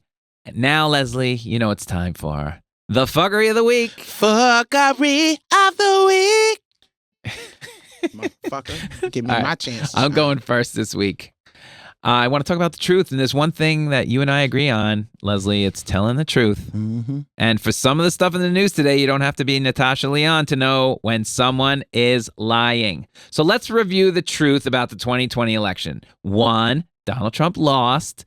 2, the administration, Fox News, and some sycophant lawyers decided to dispute the election results and blamed it on the voting machine company, the people counting the votes, and general voter fraud. No way the Republicans could lose a presidential election with their candidate being twice impeached, anti-vaxxer, Putin-loving, pants-shitting lunatic. No way. There's got to be some fuckery. But investigations were done, and if there was any voter fraud, it happened on the Republican side. This is the fact. These are the truth. Not according to Donald Trump, who whipped half the country and Fox News into a frenzy, saying they were not the facts. And they made people so crazy, they tried to overthrow the government. January 6th was a riot. That's the truth. With windows breaking and nooses and people dying and people fleeing for their lives. That's the truth. People have gone to jail for these actions. Jail. And the only thing keeping Donald Trump out of jail is time, our slow, bizarre legal system, and that it would be an embarrassment to the country. That's the truth. And it's an embarrassment. P.S. It's an embarrassment we need. We need accountability, and we need to show that nobody is above the law, or it will certainly happen again sooner or later. Yesterday, the head of Fox News, Rupert Murdoch, admitted that their anchors knew that they were lying when they helped these idiots try to overthrow our government. We'll just blame the machines and the company who makes the machines. Well, kudos to this Dominion voting machine company for sticking up for themselves and for fighting for the truth to be told. Their machines work perfectly. Fuck you, Fox News. We'll see you in court. Hopefully they won't settle their lawsuit with Fox News and take every last penny they're worth and getting all of them, Tucker Carlson and the rest of them, to admit on camera that they are lying pieces of shit. The truth is that Fox knows better. The anchors know better. The politicians know better. Fox News knows its sole goal is to make money, and the more they lie, the more division they sow, the more weirdo politicians they show on TV, or the more they make these weirdos Republicans win, the more people will watch this nonsense, and the more money they will make. Fuck everything else. In my opinion, most people want to live peaceful lives and feel safe, have affordable health care, roads that work, infrastructure that works, new technology, no war, better food, sports, pop culture, laughter, etc., etc., etc. You know, anything else but politics. Ain't that the truth?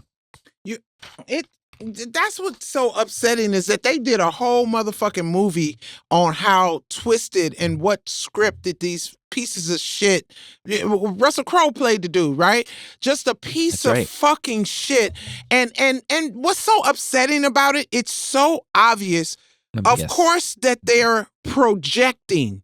So yeah, like it's like when you're in a relationship with somebody, right? And you cheated on them, but you're always asking them why, hey, are you cheating on me? Are you cheating on me? Are you cheating? You're fucking projecting. So motherfuckers, yeah, you was doing all the shit that you was blaming us for. That's the whole thing right now. Everything the Republicans is yelling at us, it's the stuff that they're doing. Why won't you see that? Why don't you see that the Republicans are just Biff from fucking Back to the Future? They're immature white motherfuckers who've never, ever learned how to accept rejection. How one whole party say we didn't lose? What kind of shit is that? That's like if we was at the Yankee game and the Yankees beat the team and the team comes back out and goes, yeah, we didn't lose that. Yeah. That's how ridiculous this is. Yeah. Birdie does that. That's something a child would do. No, Yes. I won. No, you didn't win. No, you didn't win. Because they're worse than admitting the truth to themselves. They'll do anything not to do that. Therapy. They can't live in the How many truth. times am I going to have to say therapy? sure. Therapy. All right. And this is why you teach your kid rejection in the home. Of course. You start saying no to your child so they can hear that shit and know what no means. Losing is okay. You'll figure out how to win next time. Oh my but God. the truth is you lost. That's Exactly. It. It's okay. My dad, I would have fits. I remember losing this basketball game and was fucking depressed, and I was like, I'm not going to school. My dad said, you better get your stupid ass up and go to fucking school. Do you know how many games you gonna play in your life? That you gonna fucking, you'll never learn how to fucking lose unless, you'll never learn how to win until you learn how to lose. And that's what my dad used to tell me that all the fucking time. Yep. You need to learn rejection. Learn no. My mom would, oh my God. Let me tell you something. My mom caught me lying one time and she beat my ass. Now, she beat my ass and I deserved that ass whooping. But you know what else she did? She took basketball away from me. And let me tell you something. She didn't give a fuck. She had no fucks about my feelings. I wasn't going to stand there and cry. I tried to be depressed. She was like, you better straighten the fuck up before I take another game from you. On the day of the game, I remember on the day of the game, I know she's going to give in. I know she's going to give in. The coach, she was like, if anybody call me, anybody say anything, your ass is going to be restricted another game. I just sat in the room and cried the whole time because my mom was not playing. But let me tell you what I learned from that. I never lied to her again. And that's some real talk. I'd rather have took the ass whooping than to lose something else.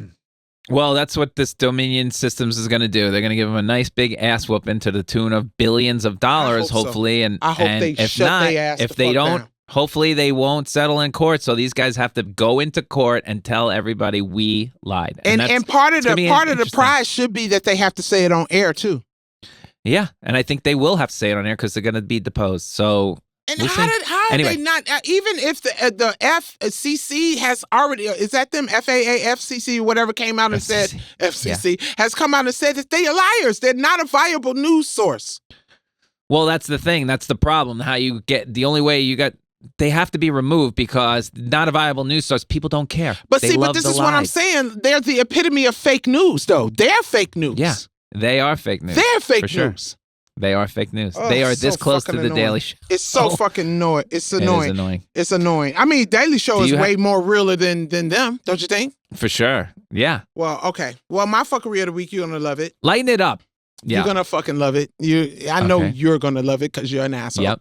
Okay, so I defend these people all the time. I defend them all the time because I really believe in it. You know, ever since that I started dealing with this company, I thought, great, this is great. I don't have to worry about this. Apple products. When I started dealing with Apple, I was really happy about dealing with Apple because there's no viruses. Like, there's no viruses. My computer wouldn't break down and shit. It was always working. And then I discovered the iPod. Is that what it's called? The little music thing. And I thought, fuck, this is fucking genius. You could put all your music on this one thing. Fuck, this is insanely awesome. Then I got a Mac computer and I was like, fuck me. This is like it connects to the phone then I got an iPhone and I was like, shit, I'm fucking the computer queen. I could do shit with my phone. I could do shit it was fucking, I'm always defending you, Apple, because you made a motherfucker like me feel like I can do computer shit. Okay. Now, in saying that, I honestly now, I might have maybe about 6 or 7 years ago thought the iPhone is the best phone. I now don't believe that you're the best phone. I think you're the best looking phone, honestly. I don't think that you're the best phone right now because it's like, okay, the whole thing was that no viruses, no fuck shit. But now I'm starting to get spam texts. Okay? I'm starting to get spam texts. So I'm trying to figure out what happened.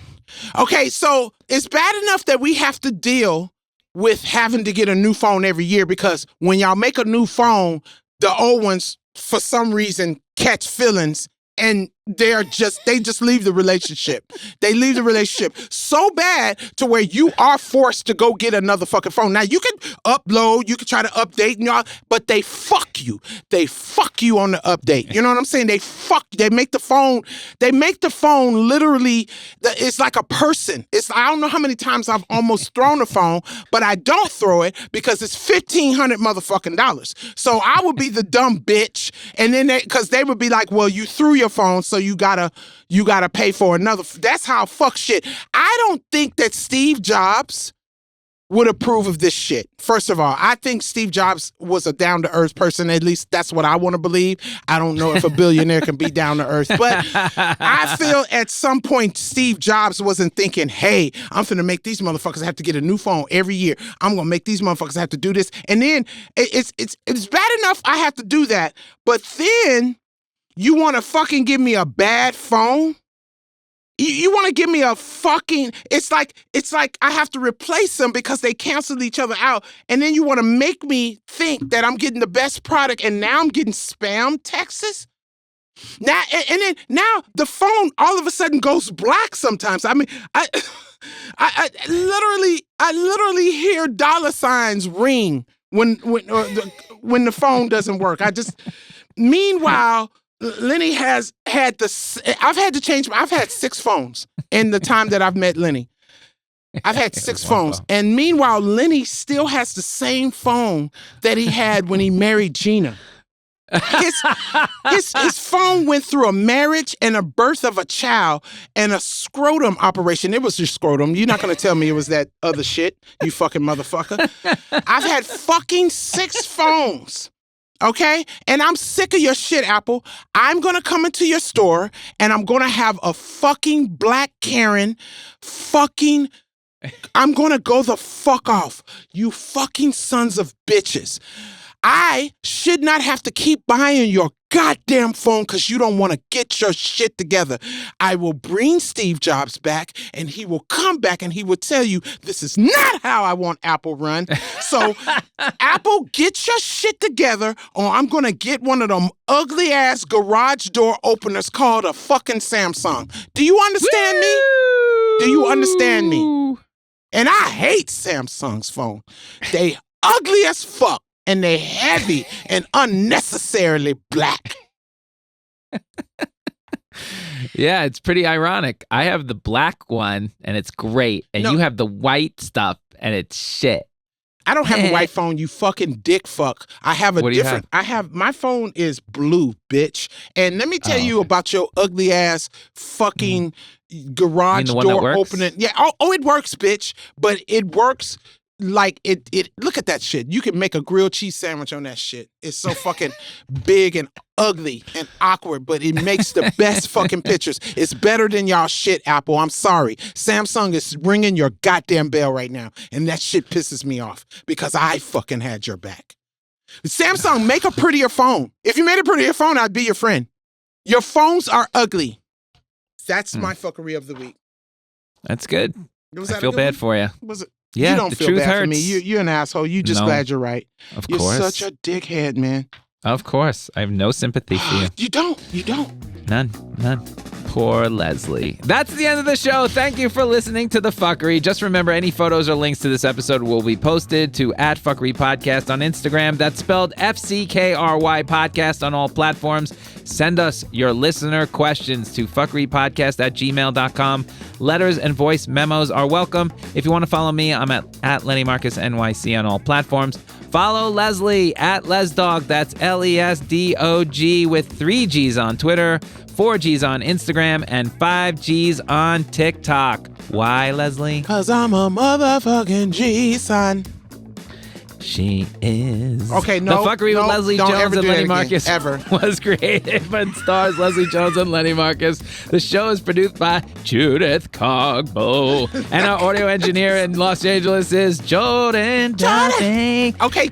Our New York City audio I'm engineer and kicking you board out the operator band. is Dan Spaventa. Our production coordinator is Abby Aguilar. Music for this show is done by Marina Pais. This, Sing It, Leslie, is an Earwolf production. I swear to God, I'm going to kill Lenny, and I need another partner. Thanks.